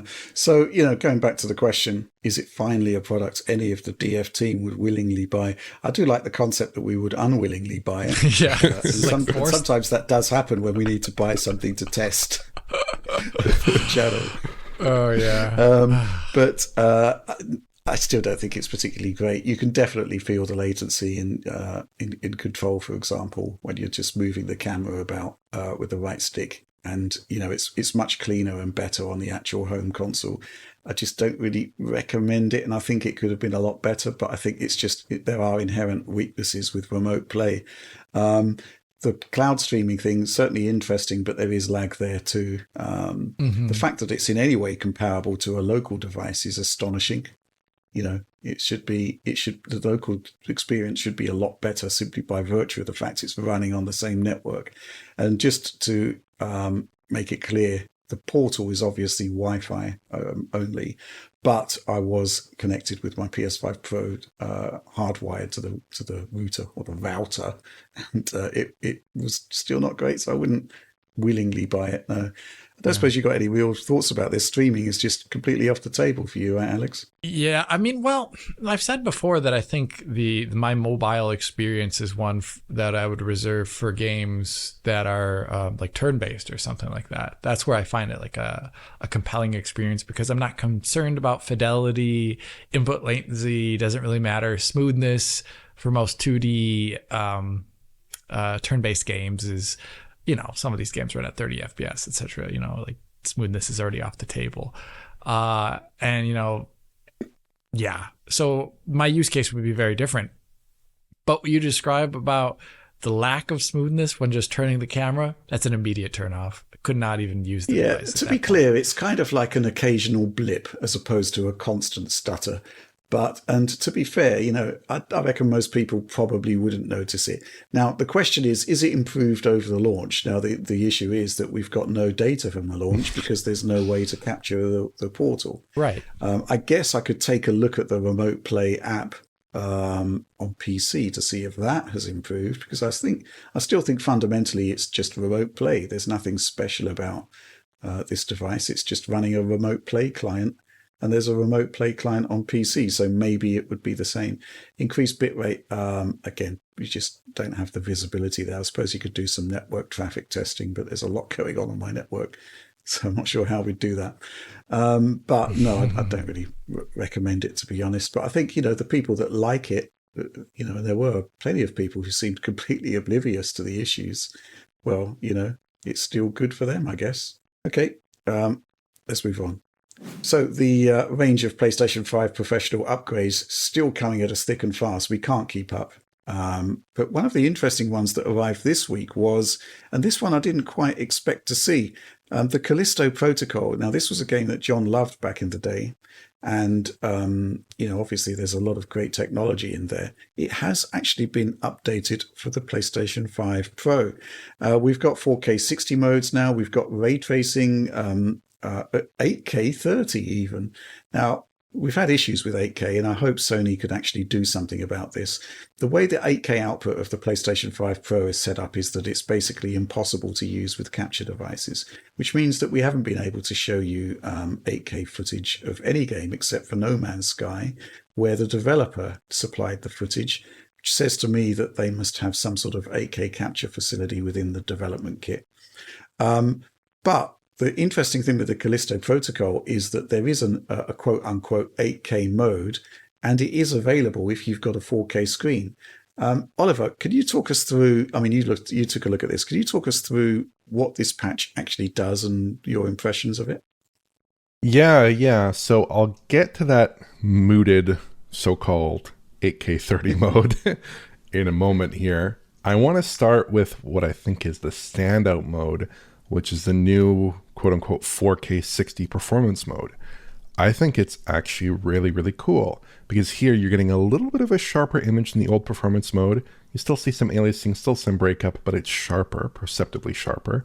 But you're also getting both ray tracing effects added in. So the RT reflections and the RT shadows, those were absent before in the performance mode on PlayStation 5, present in the quality mode, and present here. And it's basically an experience without any real compromise relative to what you saw before. And it's essentially a locked 60 FPS in my experience, at least playing through the first little bit of the game. On PS5, when I went back to test that, there were some frame rate drops there. So it's actually running a little bit smoother. In terms of resolution in that 4K 60 performance mode, I came up with counts like 1440p and 1296p. I think using Unreal's TAAU here, so not PSSR, not FSR. I think it's TAAU, judging from the way the image appears. It's not showing artifacts that would be indicative of those more ambitious techniques, and it looks very similar to the old AA solution they had in PS5. But actually, I went back to that PS5 code because I was curious to see how the pixel counts worked out there, and I got counts that were a little bit higher in the exact same shots. I got 1656p and 1440p. But the image weirdly looked a little bit softer, so I think maybe there are different targets they're going to with that TAA, with that TAAU possibly, to get that sharper image resolve on PS5 Pro. But subjectively speaking, I think the image quality on PS5 Pro is a bit better. It's a bit sharper. It's clearly resolving a bit more detail there. Now there's also this 8K 30 mode, which I've captured here at 4K. In the menu, it basically implies or says that it can be downsampled to 4K. It's not totally clear to me whether this is the exact same rendering setup or if there might be some differences there. But it probably is I'd have to assume it is pretty similar. They talk about it going up to 6K in resolution. I presume that's internally there. Here you get RT reflections and RT shadows. But in image quality terms, it's honestly not a huge difference. Like aliasing is pretty similar. The image is maybe a bit sharper there.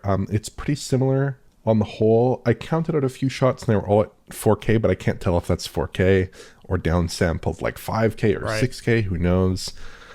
Here, I guess my question, and I don't have a good answer to this because I don't have the appropriate capture equipment or indeed an appropriate television, but I do wonder if when you do connect it to an 8K television set, if it is actually upsampling to 8K, if you get a perceptively 8K-like image. I'd think with TAAU, probably it wouldn't do a very good job of that if they were trying to do that. Or if this is just a dynamic 6K, let's say, and if they're just doing a simple upscale, a simple, naive upscale to 8K there. Probably the latter I would expect. There's also a 40 FPS, 120 Hertz balanced mode, but I didn't have time to take a look at that. But yeah, overall, I'm quite pleased with this. This is an old game, yet they've still improved image quality quite a bit, improved ray tracing a lot on that base performance mode, still hitting 60 FPS. My only question here would be, I kind of wonder if they're just basically tapping into that extra 30% or 45% of performance in the GPU there. We don't know exactly how the Pro is accelerating ray tracing above and beyond the base PS5, but if you look at that 2 to 3 times performance improvement and the fact that some of the Pro's features are locked off to developers that are using old SDKs, I kind of wonder if it's basically just that lowered res plus that extra GPU grunt there in terms of general performance. If that's just enough, or if they are using a new SDK and they are tapping into possibly some of those new features on the PS5 Pro, I really don't know at the moment. But I think that this upgrade is really compelling, especially for a 2-year-old title that certainly, I remember this game quite fondly because it looks so good. It still is one of the best looking games even on console platforms today. But I think that in this case, they've done a really good job updating this game. It's a really good upgrade. And I think the performance mode on PS5 Pro right now is for sure the definitive way, in my view, to play this game on consoles, because it's kind of hitting every single mark you'd want it to in terms of visual features and image quality that you could really realistically expect for on the consoles. Yeah, I mean, the 8K side of things, I could, in theory, attach it to my 8K screen and take some 8K screenshots. That's the only way we could get 8K media from the PS5 Professional at the moment, since capture is off the table, or if the developer was nice enough to take some capture for us. We have actually heard from the PR for striking distance, and maybe something can be done there in the future, because they've also got, apparently, their game Redacted, they've got an 8K 60 mode on that, so interesting stuff there. Alex, I suppose from your point of view, it's basically, how come we've got this upgrade for PlayStation 5 Pro when the PC version's basically still a bit of a mess? Yeah, one thing that Oliver did, or was it you or Oliver, described to me that you still have to like restart the game to change the modes. That's true. Yeah, that is the thing that's still in the PC version. You can't change any of the graphical options. There is not even a graphical options menu when you're in game. It's only in the main system menu. And I found that just so, it's not even 90s. I don't know what that was.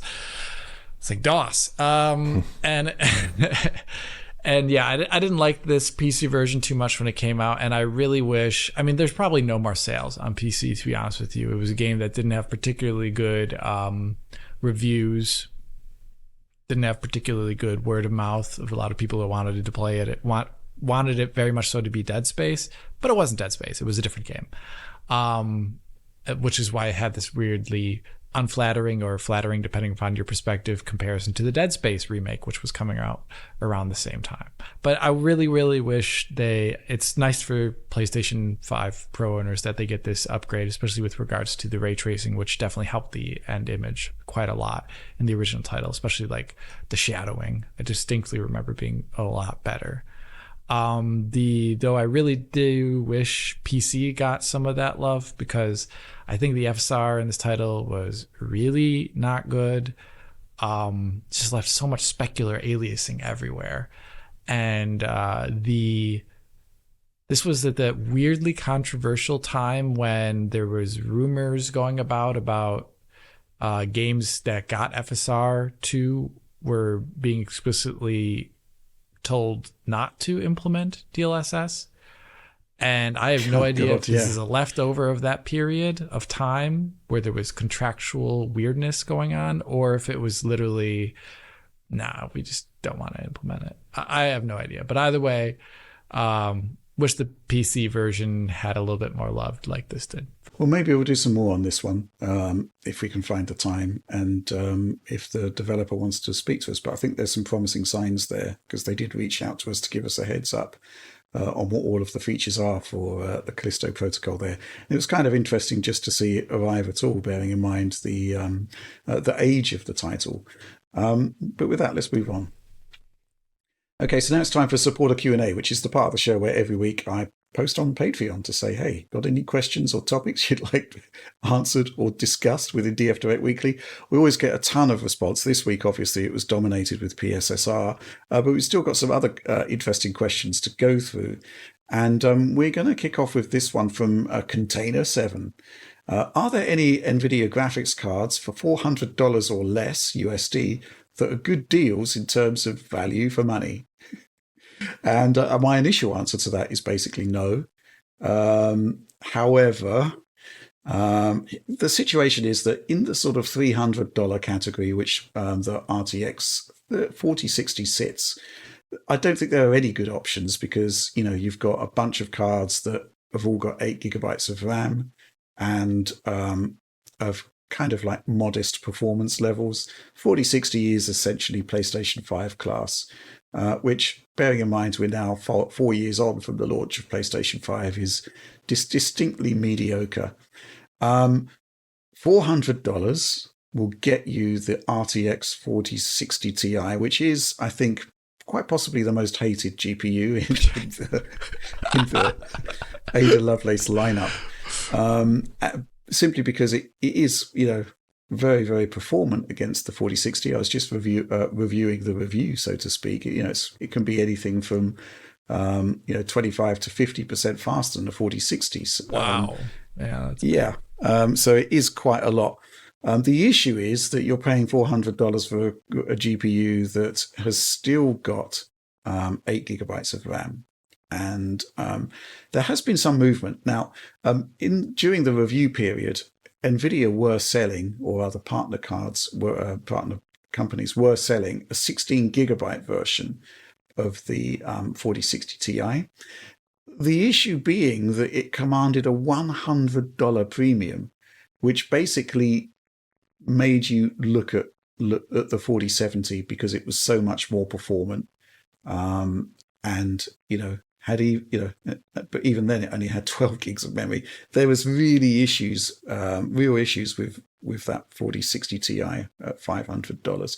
These days, however, it is $450. So Container 7, $400 or less, no. $450. Still not great, but there is an option there that you can consider. I was just looking at the price differential there. You're looking at 50% more money versus a 4060 for double the memory and 25 to 50% more performance. It's still iffy, isn't it? It is. AMD have plenty of options at $400 because typically a lot of their cards get discounted. The older cards, I still think there's like RDNA 2 cards that are being discounted that you can pick up very, very cheaply. But the issue there, of course, is that you're locked out of DLSS, which I think at this point, for many people, is almost a prerequisite for a GPU purchase. There's not really any competition there that's as good. So it's really challenging. It's really difficult. I think that the idea that you can't get a really good GPU for $400 is problematic from the market leader. Yeah. If that 16 gigabytes 4060 Ti was $400, that would be a lot more compelling. The issue with the 4060 Ti is that a number of changes were made to like the memory interface and the whole architecture of the chip versus its 3060 Ti predecessor. And there are some scenarios where it actually runs worse than the 3060 Ti. And I don't think that is good for any kind of successor product. It should never run in any scenario worse than its predecessor. However, that is typically stuff like, high-end 4K gaming, which you probably wouldn't be doing on a $400 GPU. So my answer to Container 7's question is no. If that 16 gig 4060 Ti was $400, possibly yes, but even then there are issues. I don't know what you think about this, Alex, but you generally have a pretty dim view of all of the lower level Nvidia cards at this point. Yeah, I think it only starts getting like reasonably approachable from a features perspective right around that 4070. And even then, I'm not completely happy with 12 gigs because it's a GPU that has the ability to run path tracing and frame gen and all these things that take way more memory. And also has the ability to be a 4K GPU in terms of raw shading power, but the 12 gigs are potentially a detriment to that, requiring you to dip into settings more than you possibly would want to for shelling out $500 US or more. The sub 400 category, I think on the Nvidia side is very bad. I do not like the offerings there. The 4060 is, to me, just, I've got one here. I've used it and I've just ended up being more disappointed with it beyond anything 1080p. If you only have a 1080p monitor, maybe the 4060 is okay. And you really are just ignoring a lot of the higher end features games have. Then the 4060 looks kind of pretty okay, actually. But there's a lack of utility there that I find very sad. And you'd be kind of using this GPU for a lot less time than arguably one that was better spec'd and more versatile. It's not a GPU, I think, that lasts for more than 3 years with modern titles and gives you really wonderful, acceptable results, especially with 8 gigabytes of VRAM, where I do not trust developers to make games run well enough on that 8 gigs anymore. I would like them to, but I don't trust them to. So yeah, I don't think the sub 400 category on the NV side is great. And I think AMD, unfortunately, not having DLSS makes their card a lot less attractive to most consumers. It's a tricky one. The other thing, of course, about the 4060 is that the 3060 shipped with 12 gigs of RAM, which I think for, that sort of level of product is actually really good at this point. But it's significantly slower than the 4060. So, there's no clear choice there. There's no clear win. I guess the 3060 will, at least, as it's now the number one card on the Steam hardware survey, it cannot be ignored by developers. So there is that to it. I was just looking at now at eBay. What can you get used for under $400 on the Nvidia side? You can get a 3080. Not bad, but now it's now you're still looking at a card that's got less memory than the 3060, and doesn't have the Nvidia frame gen in there. It's really tricky. The thing is that on the low end sort of market, entry level discrete GPUs, I don't think there's any actual sort of outright winner. I did have quite a liking for Intel Arc, the A750, because that was sub $200 at some point, which is phenomenal value. But I think we might have been talking about this recently, but it does seem like performance on Arc seems to be sort of slacking off recently with recent games relative to other cards that used to be comparable to it. Mm-hmm. So, there just don't seem to be any good solutions really. And I think that's really sad. So, Nvidia have got they've got a potential win open to them with 50 series. But, again, we're seeing the rumors are suggesting that the 5060 will have 8 gigs as well. And it's just like, no, please don't. No good choices there, I don't think. Oliver, this is all sort of outside of your wheelbase, outside of your wheelhouse, really, isn't it? Largely. I think that the route of going for a used 3000 series card, indeed that 3080 for $400, I was just Googling around, and that does seem to be a possible deal. You could get at least in US dollars there, because that's a really good card. Only 10 gigs of VRAM, but outside of that, I mean, it's basically all there. And frame gen, of course, but that's something you're gonna have to live with on a 3000 series card. I would kind of lean towards spend $100 more and get a 4070, because that is still really, really fast. You can run a lot of games with path tracing at good settings, at good resolutions, good frame rates in that card. And you're getting everything in terms of the NVIDIA feature set, or possibly wait 6 months, 9 months, wait and pray for 5000 series RTX 5000. I don't think you're going to get much of a deal there, though. That's my suspicion. I could be wrong. I don't think you're going to get that much of a deal relative to what you can get now. So yeah, I'd probably go towards the 4070 if I had a little bit of an extra $100 to spare. I'd probably lean towards that, because that is a really good card. I think outside of VRAM can be an issue, but it's overall, I think it's quite a good card. Yeah, and when we're saying VRAM can be an issue, it is typically 4K and it is typically everything ramped up. But that is still potentially an issue there, because that's generally what people who spend $500 on a GPU want to do, right? Yeah. Okay. Really. Okay, next question. This one from Somatic. Gentlemen, when coming across seemingly glaring omissions or obvious performance frailties, what do you generally put them down to? Lack of developer knowledge? Forced time constraints? I'm curious as to how some modern games can have such notable problems at launch.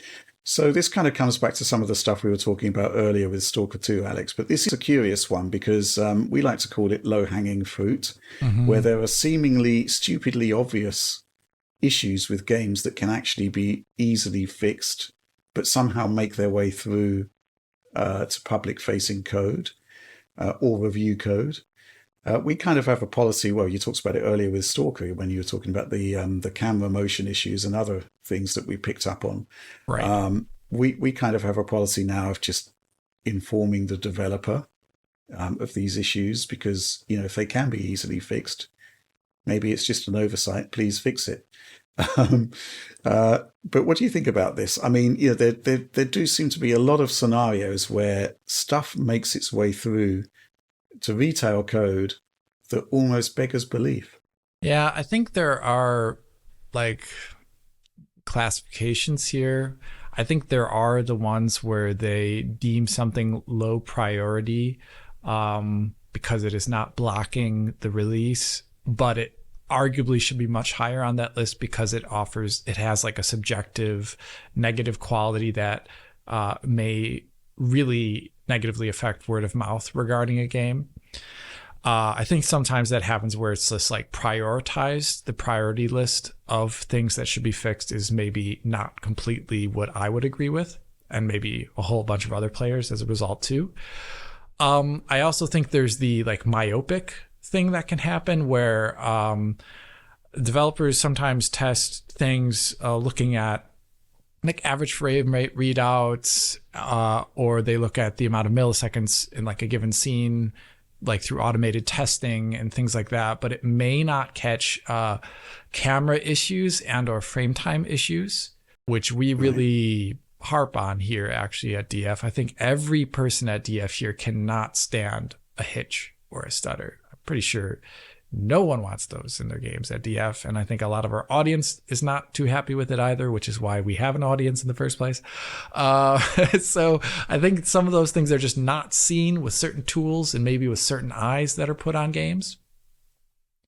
On the PC side, for the longest period of time, developers were not doing any shader compilation pre a game starting because they would play the game with all the shaders already compiled on their test machines, and this is fine, they would say, and then just completely miss the fact that on a fresh install, it would be bad. Or there's once again the subjective, oh, it's only for 5 minutes. The game runs like garbage only for 5 minutes, someone would say. And the most important 5 minutes of the game. The first 5 minutes of the game, those important 5 minutes, it runs poorly. But yeah, there's also just like that tolerance for bad things that is different between people. But there's also one that I feel with Japanese devs occurs most often is a language barrier to their audience of receiving feedback, technical feedback, where they don't check English channels.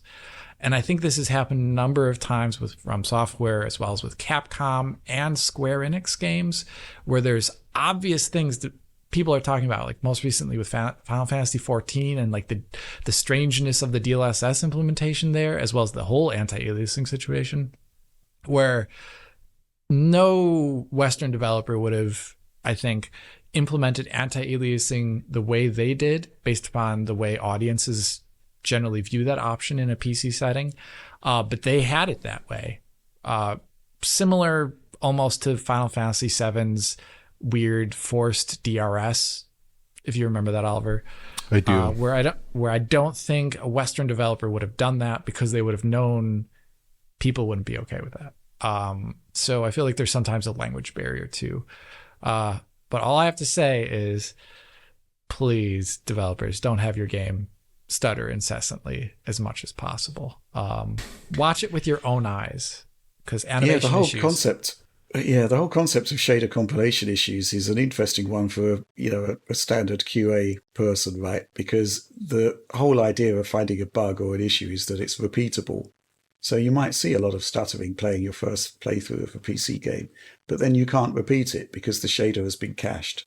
So, therefore it doesn't get addressed. It doesn't make its way through back as feedback, which is kind of crazy, but that's kind of the way it was.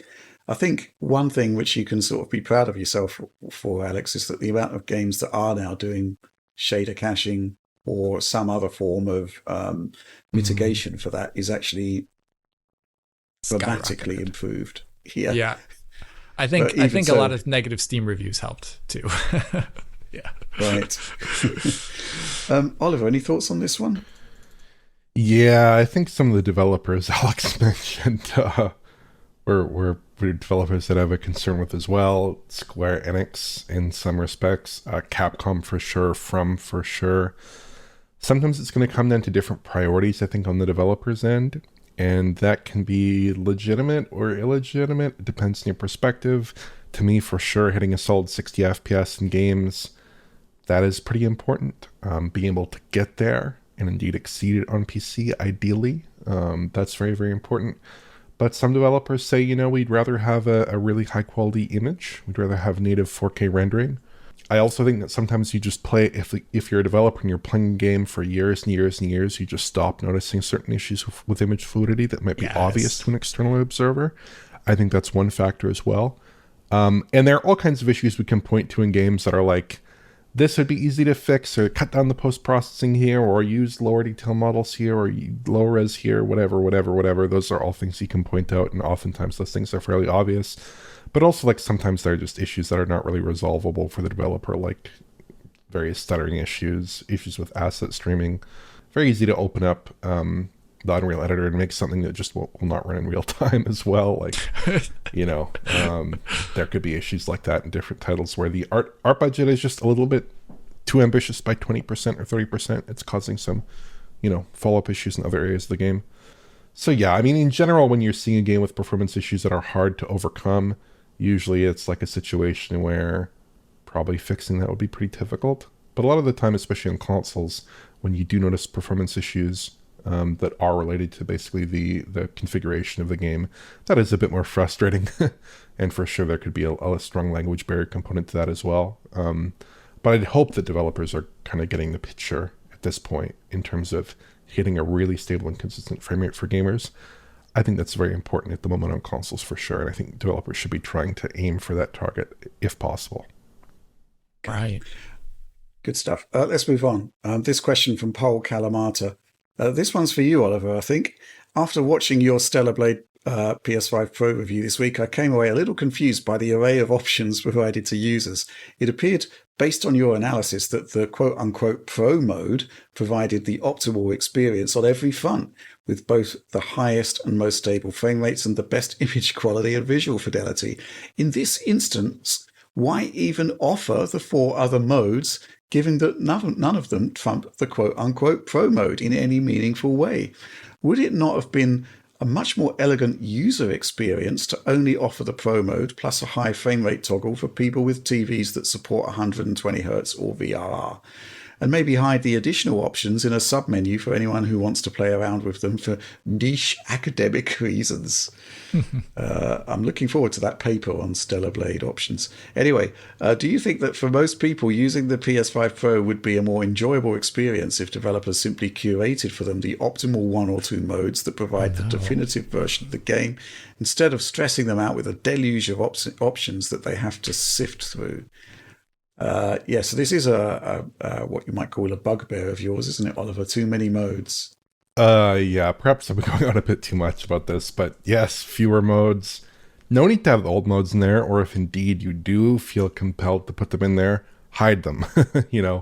Don't show them as part of the standard menu, perhaps, and make sure you steer players towards those better modes. In general, I think you really want to make sure that everything is in really good form. It's QA'd properly, and it's clearly set up so that if you have more than one mode, you're clearly communicating to the player exactly what those modes do, and you're making sure that every single one of them is a high-quality mode that presents a legitimate balance between performance and image quality, or performance and ray tracing, or et cetera, these various priorities that we tend to see in console software.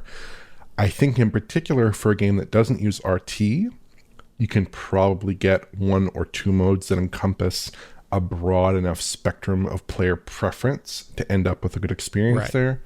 I think like 60 FPS mode, maybe an unlocked mode, maybe a 60 FPS mode, maybe a 30 FPS mode, things like this, that seems pretty clear to me. I think ultimately, though, this is a bit of a question for QA, and I think some developers are maybe just a little bit scared to say, let's take away some options from the player. They'd rather give you more options, because that's, in some sense, that can be a little bit simpler for them, I think, ultimately, in terms of addressing player preference. But my own personal preference is, like, for sure, in an instance like Stellar Blade, you should basically be providing players with the game experience that is going to give them a solid experience out of the gate. And if that means constricting players to 1 mode or 2 modes, if that means cutting down some modes and hiding them somewhere, perhaps, or marking them clearly as the old modes, I think that's a good option. Like in The Last of Us Part 2 and Part 1, they have Pro mode, and actually I noticed that every single time you boot the game, if you have it in the old modes, because they do have the old modes in there, the fidelity mode and the performance mode, the game will prompt you to switch to the pro mode. It'll be like, hey, we noticed that you're launching this game in one of the old modes. You should switch to the pro mode because this is really the mode that we want you to experience. So there it's like you're getting a really good 4K 60 mode. They're always prompting you to use it. You still have the old modes if you want to do something like really high frame rates with unlocking the game's frame rate in VRR. To me, I think that's a good balance between these different priorities here. So if they need to go in one direction and involves multiple modes, perhaps that's the way they could go. That's pretty comprehensive. What's your take on this, Alex? Because obviously the PC side of things, it's all modes, all options at the ultra sort of granular level. Yeah. And I kind of think maybe there is we've often talked about it in the past. Can you just have a console setting, please? Yeah, that would always help. And I think one thing that Oliver is stressing on, and one thing that I also stress on PC, obviously with differences there, is that on PC, I want meaningful settings that are different in some good way. Otherwise, it can maybe be a little bit confusing. A good example is you don't want like a VRS option. That doesn't work. I've seen that constantly in a bunch of titles. Like you just like a VRS toggle and it just doesn't work. Or I'll see an option which changes let's say like SSR in some imperceptible way or SSAO in some imperceptible way. And I'm just like, whatever, just use the alt. There's no performance change whatsoever. Yeah, exactly. So I do not like not meaningful options. I want meaningful options and preferably as many of them as possible. But that's a PC thing. And I think on the console side, there should be a level of simplification given to the user. And I do actually think it is interesting that, like you mentioned with The Last of Us, Oliver, that they are like saying, hey, you don't have that option on. You should maybe put it on. And recently, for the Stalker video, I loaded up just the Xbox, which I haven't turned on in probably since Starfield came out or something like that. And when the video options, I just wanted to make sure they were fine, like 4K 60. But I was attached to my 4K 120 capture card. And the Xbox in the video settings menu has like a little recommended tab that was telling me to turn on 4K 120 and VRR, which I'd never seen before, which was cool. So I do like the idea of console owners and game developers on console nudging you towards what they prefer, what they think is actually the preferred visual option. I think that's great. With some sort of signage, postage, or like you said, like a pop-up. It's good. Mm-hmm. Yeah. Mm-hmm. I think if you're going to have lots of modes, just make the default mode the best mode when you actually launch the game. Right. Because it's something one developer told me is that the majority of the audience don't actually access the mode selections at all, which is kind of crazy, but it's true. According to him at least, and this was like a major third-party franchise, by the way. And in that scenario, just have the default choice be the best choice. I think that's pretty straightforward. That's all I've really got to add to that. Let's move on. This one from Matt Larrabee. Are you guys feeling any Unreal Engine 5 fatigue? I think Stalker 2 is beautiful, but sometimes I find myself staring at a lumen puddle and thinking I've seen this many times before. Alex.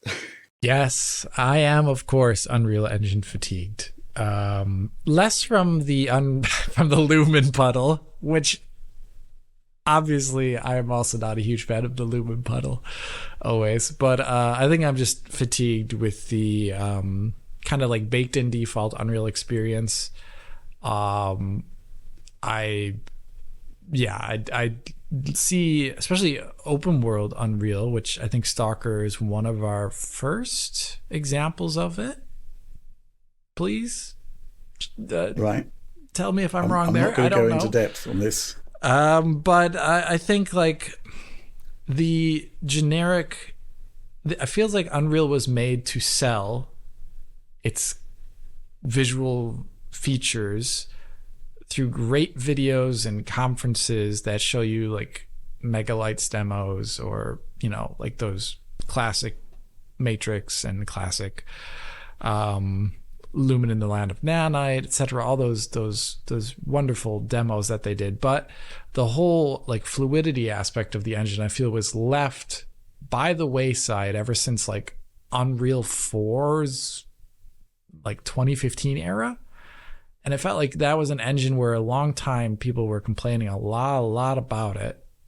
From a fluidity perspective on the console side, it was also not running really well beyond Fortnite. And it feels like something they are only now just starting to address, but it's unfortunately wholly too late for all these games that have been in development for so long. And UE4 at this point is actually abandonware.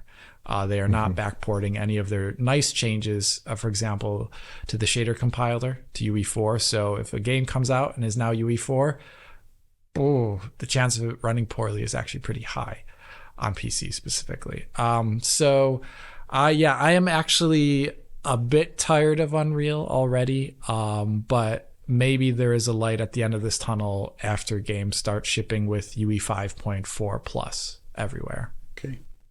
Anything to add to that, Oliver? I still like seeing Unreal Engine 5 games, I must admit. For sure, some of the compromises in Lumen can stand out depending on the game. That sort of like blank sky, trees with lumpy clay foliage look with the SDFs. I think it stands out more in some games, like in Stalker 2, it probably stands out maybe a bit more than in RoboCop, I'd imagine. Right. A game like that, which has environments that are better aligned with the kind of reflection technology they have there. But in general, when I see UE5 games, I am pretty interested in them just because of how they tend to look. Lumen, when you look at the characters in UE5 with MetaHuman, when you look at the materials, when you look at the lack of LOD transitions, I think it's doing a lot of really pleasing things visually, and it's integrating a lot of those technologies in a way that makes it possible for developers, even smaller developers, to achieve something that looks really fantastic, like Je Sens or RoboCop or lots of games for sure. On the performance side, it's not nearly as positive. There are a lot of problems, including on consoles where it's basically you're kind of getting a good 30 FPS experience sometimes, but not a good 60 FPS experience. Those compromises are unfortunate, and the decline in overall playability in some of those games does make me wish that perhaps they were using a non-Unreal Engine-based solution in some of those titles. But I mean, the visual results in a title like Black Myth Wukong, maybe that's a good example. It can be really pleasing looking, but on the other side, of course, you deal with various performance concerns in a lot of those games, which is not ideal, I'd have to say. Let's move on. This question from I_like_licorice. I do too. Hello, DF. Hey, DF! Exclamation point. The recent ad campaign, quote unquote, this is an Xbox, really rubbed me the wrong way. I'm one of those people who've been in the Xbox ecosystem since 360, and thus I've built a giant collection of games. Even though I own a high-end PC, it is not an Xbox since I can't install and play Peace Walker HD anytime I'd like to. Things get even more complicated when it comes to my phone. Nowadays, I play mostly on PC, but one of the cool features on Xbox are cloud saves, which go back over a decade for many of the games. It makes Xbox Series X a great emulation machine. What Microsoft really advertised are devices capable of Game Pass for cloud. Do you think people like me could ever go fully PC because our libraries will be available to install locally on a computer?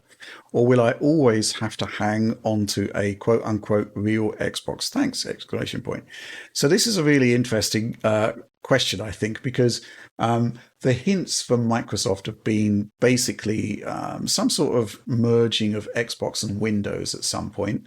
There's been talk of PC stores appearing on future Xbox consoles. We know that Microsoft is invested in a handheld console a few years out and also a Gen 10 console. But if the overall objective is Xbox everywhere, that basically means exactly what I_like_licorice is pointing out, right? Which is that you've got this digital library of games, and that library, regardless of whether it was on a console back in the day, has to run on all of these other devices. Otherwise, you don't have a coherent ecosystem, and perhaps you don't have a quote-unquote Xbox. So I actually think that this is a really interesting point that's being raised here, which is that if the future of the ecosystem is to be that diverse, and if the future is essentially concentrating around some sort of adaptation or hybridization of Xbox and Windows, that backwards compatibility has to extend to the consoles. Now, is that possible?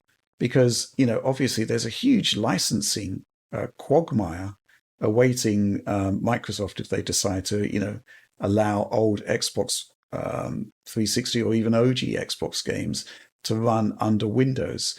Now, logistically, in terms of the technology, I see no reason why this couldn't happen. The guys who made, PowerPC Xbox 360 code run on a low power x86 processor.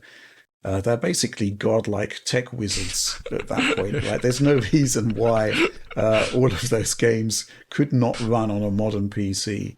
The question is whether it's viable. So this is actually a really interesting point. The concept of devices that are capable of Game Pass for cloud, I don't think that applies to laptops and desktop PCs where you'd be running native code. But Microsoft is looking to get games running on the cloud that you've bought that are not in Game Pass. I think that's actually starting to roll out now. But there's still the whole concept of the whole backwards compatibility library there. Because at some point, let's say Microsoft are going to move away from console development, in favor of PCs, for example. You've got to be able to bring that digital library with you. If you can't bring that digital library with you, then all bets are off because you could have potentially moved to PlayStation, right? And just keep your Series X or whatever. So this is kind of like the missing part of the puzzle for me, which is like, if this future is so diverse, what about the old games? What about the digital library? It's a massive question mark. Oliver, have you had any thoughts about this? Yeah, I mean, I would agree with that. I think if their future plans do involve PCs in particular, that you would have some kind of backwards compatibility solution for PC. I don't think they would leave players out in the cold at all. Perhaps that's cloud, but I'd hope, and I'd kind of expect that it would be some kind of backwards compatibility solution that would run locally on the hardware. Perhaps a more limited form of BC than you'd like because of that licensing situation. But I'd also hope that they would just give people who are on PCs, even if they don't go down that route, I'd hope they would give them some kind of backwards compatibility solution for Xbox software at some point, because even though the vast majority of Xbox Series software is available on a PC as well, the overwhelming majority indeed, there are some prominent Xbox One titles that aren't available on PC, specifically talking about titles that are from like pre-2016, pre-2017, that kind of era on Xbox One. So I'd like to see those games, and indeed Xbox 360 titles that are not available on PC either, like the older Gears of War games, for instance. So I'd certainly prefer that was the case. If they could bring some of those games over, that would be pretty neat, I think, on PC. It's less of a concern, perhaps, for those games that have really high-quality PC ports that have been released in the last few years, for sure. Alex, what do you think about this? Surely backwards compatibility with your existing library, it's not a job for the cloud, is it? Yeah, no, it should not be just like a stream. That is not at all even remotely, representative of the local gameplay. I don't think. I think it's way better usually locally, unless it's like a really bad Xbox 360 game or something. I don't know, but I don't think that's the way. But I think what you've said, Rich, and what Oliver has said is that there should be, if there's this enmeshing of PC and Xbox, and nearly every device can be that, beyond the cloud streaming to phones, which I think calling that an Xbox is maybe a little bridge too far for me, regardless of streaming. I think there needs to be a universal backwards compatibility option for Xbox, just as there is with Windows to a large degree.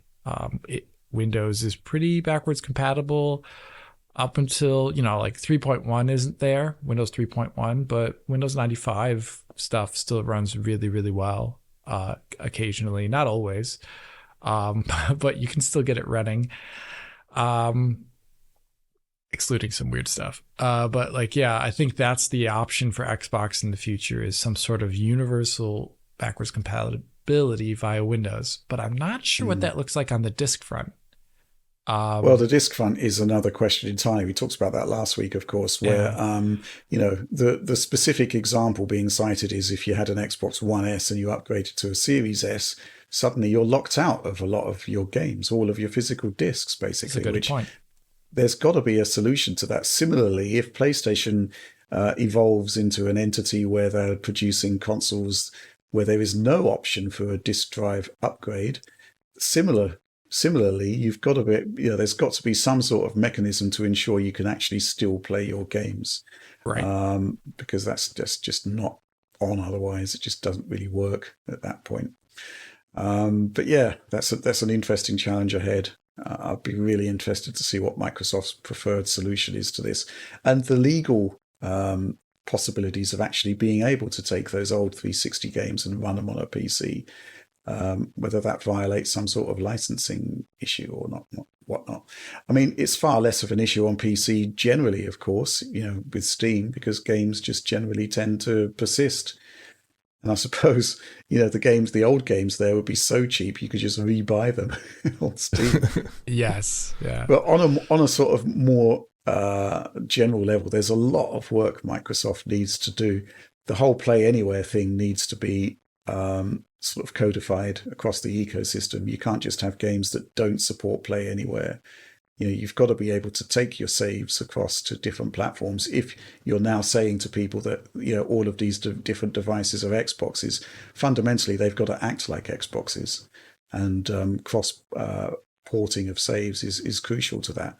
There's a lot of work for Microsoft here. It's kind of staggering. Anyway, let's move on. Final question of the week. This one from Dirk Hodderin. Marketing vaporware deathmatch. Blast processing, Jenny Drive, versus the power of the cloud, Xbone. So, yeah, we have these vaporware technologies that do emerge from time to time that cause a great deal of excitement, but generally turn out to be nothing. Blast processing was actually something, though. We've actually got a video on DF Retro about that, but it didn't seem to actually apply to the game that it was marketed with, which was Sonic the Hedgehog 2. Power of the cloud, that was a fascinating one, wasn't it? Because essentially this was the big Xbox One versus PlayStation 4 face-off. The power of the cloud, it was generally established by the time Xbox One was revealed that the PlayStation 4 was going to be more powerful, right? The power of the cloud was basically Microsoft saying, whoa, hold on a minute there. We don't necessarily need local compute. We can actually offload it to the cloud. I'm not sure if there was actually any game that actually lived up to that potential, because Crackdown was the big example, and the game that we got was nothing like the demo. So, Alex, where do you stand on this vaporware deathmatch? And in actual fact, is there any other vaporware you'd like to bring into the conversation? Oh, definitely, Rich. Power of the cloud for me is probably the biggest, I don't know, what do you say, that lead balloon of like all these things, because to me it smelled like BS immediately, and it immediately proved to be BS. I thought it was absolute BS. Blast processing, another thing that I always think about with that system is that it had a more powerful CPU than the Super Famicom, right? Like it was faster, right? So like you could just also argue from that perspective that Sega was also just talking about that CPU limited games on their console could potentially run better or something like that. I have no idea, whatever. So I don't think blast processing is just a marketing phrase, and we have got that good video about maybe what it potentially really was, and it had nothing to do with Sonic. But I still think you could argue that Genesis was faster in some ways than the Super Nintendo, which were meaningful. Though I also kind of want to say like the PS3's cell hype was another one for me where I was like, I just still remember the spec sheets coming out for it versus the Xbox 360, and I saw like 3,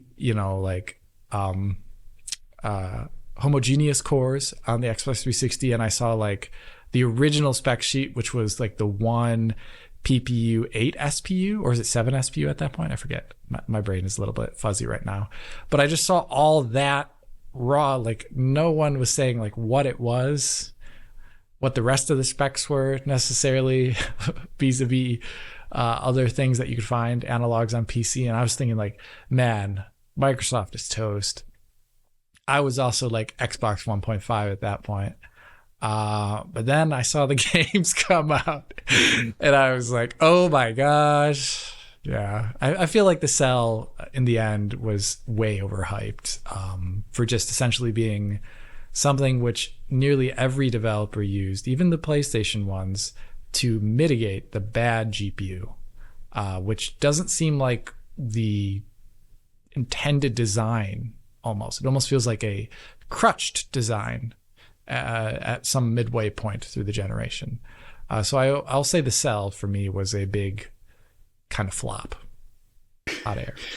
I've just Googled up John's article on blast processing, and it's basically, I'm just going to quote from it. The basic idea is that the hardware's video processor is blasted continuously, with the 68,000 processor working flat out to change the color of every pixel on an individual basis as the guns on the CRT screen move from left to right and then down to the next line, process known as active scan. The obvious application here is in expanding the Mega Drive's somewhat constrained color palette. But the other thing that the article says is that no game shipped with blast processing whatsoever. It's not to say there weren't lots of really good technical tricks used on the Mega Drive. There were, but not blast processing. But equally, the power of the cloud, I'm not sure that ever applied to a shipping game. There was, of course, talk of, I think when Titanfall came out, they were talking about the servers and what the servers were doing. But ultimately, there was a ton of multiplayer servers out there doing a lot of really interesting stuff. Yeah. So not exactly the power of the cloud in terms of farmed off physics calculations or lighting calculations, etc., which is kind of what was promised. Oliver, any thoughts on vaporware or these examples in general? Yeah, I mean, I think that blast processing is perhaps a little bit more legitimate than the power of the cloud, just because, I mean, the CPU in the Genesis there, it is clocked higher. Yeah. But on the SNES, I mean, there were things that you got there as well. I mean, it's not a totally fair comparison because you had like mode 7 in the SNES. I think the sound chip was better. There were elements of it that were certainly preferable there. On the cloud end of things, I mean, you had that Crackdown multiplayer mode, but I remember being kind of blown away by the demos they had in 2014, and what they ended up shipping in the multiplayer mode was not nearly as impressive in terms of the granularity of that destruction. I mean, the PlayStation 3 would certainly come up with the Cell processor, the power of the Cell. Alex already talked about that, obviously, but those early demos, Killzone Motorstorm, not lived up to in the final releases there, but those were certainly extremely impressive, and obviously the Cell processor ended up not being extremely well suited for game development at that point. But I'd also say Steam machines. I remember being very interested in Steam machines. Those came out, game compatibility was not good, the interface could have been better, but I would highlight that in particular because I think that Valve basically has almost every element lined up for that actually to be a pretty compelling offering at the moment. So that's something that would be great if it came back. So perhaps there's a chance at a bit of a redemption story there. Mm-hmm. Going back to the PlayStation 3, well, there are a lot of developers out there that look back at it fondly, and I guess there's a lot of developers that look back at it with abject horror. And if you think about some of the stuff that was happening in first-party games, Alex, that the concept that you're going to run post-processing on the CPU and not the GPU would be kind of laughed at these days. The idea that, MLAA, for example, across all of the SPUs there was like 25 milliseconds aggregate processing time on the SPUs. It's just like amazing, isn't it? There's some absolutely fascinating actual vaporwares, if you think back in time. I was thinking back to the Iraqi supercomputer that was built out of PlayStation 2s. That was awesome. I did enjoy the networked PlayStation 3s in person of interest. by Jonathan Nolan, which was essentially resurrecting a dead sentient AI on a series of networks PlayStation 3s. That was awesome. There's some great vaporware, and do let us know in the comments below of your favourites there. I mean, we could possibly do a video at some point of best vaporware. There was that unlimited detail thing, that Australian developer doing yeah, back in the day. Do you remember that? I think Never they're really still made around. I mean, sorry, Rich, you say back in the day, but I'm pretty sure unlimited detail still exists. Euclidean, wasn't it? Euclidean, you're quite right, Oliver. Yeah. Mm-hmm. That never made it to a shipping game, as far as I'm aware. But it was it was kind of like remarketed at specific points as being this brand new amazing thing. There's plenty of examples out there. Probably a lot more than we can remember, given that I've just been asked this question out of the blue. But yeah, the Iraqi supercomputer was a particular favourite of mine. But that's it. I think that's the end of this particular discussion, but I'd like to pick it up again in future. But in the meantime, please do like, subscribe, share on the off chance you did enjoy this particular episode of DF Direct Weekly. Ring bells for notifications that may or may not appear, but really I'm asking you because apparently it boosts the algorithm. Store.digitalfoundry.net to examine all of our fantastic merchandising wares, and just generally the DF supporter program. Early access to tons of material, extremely high quality video downloads of everything we do, early access, news updates from the team, lots going on there, so please do consider that if you value the work we do. But that's all from us on this one.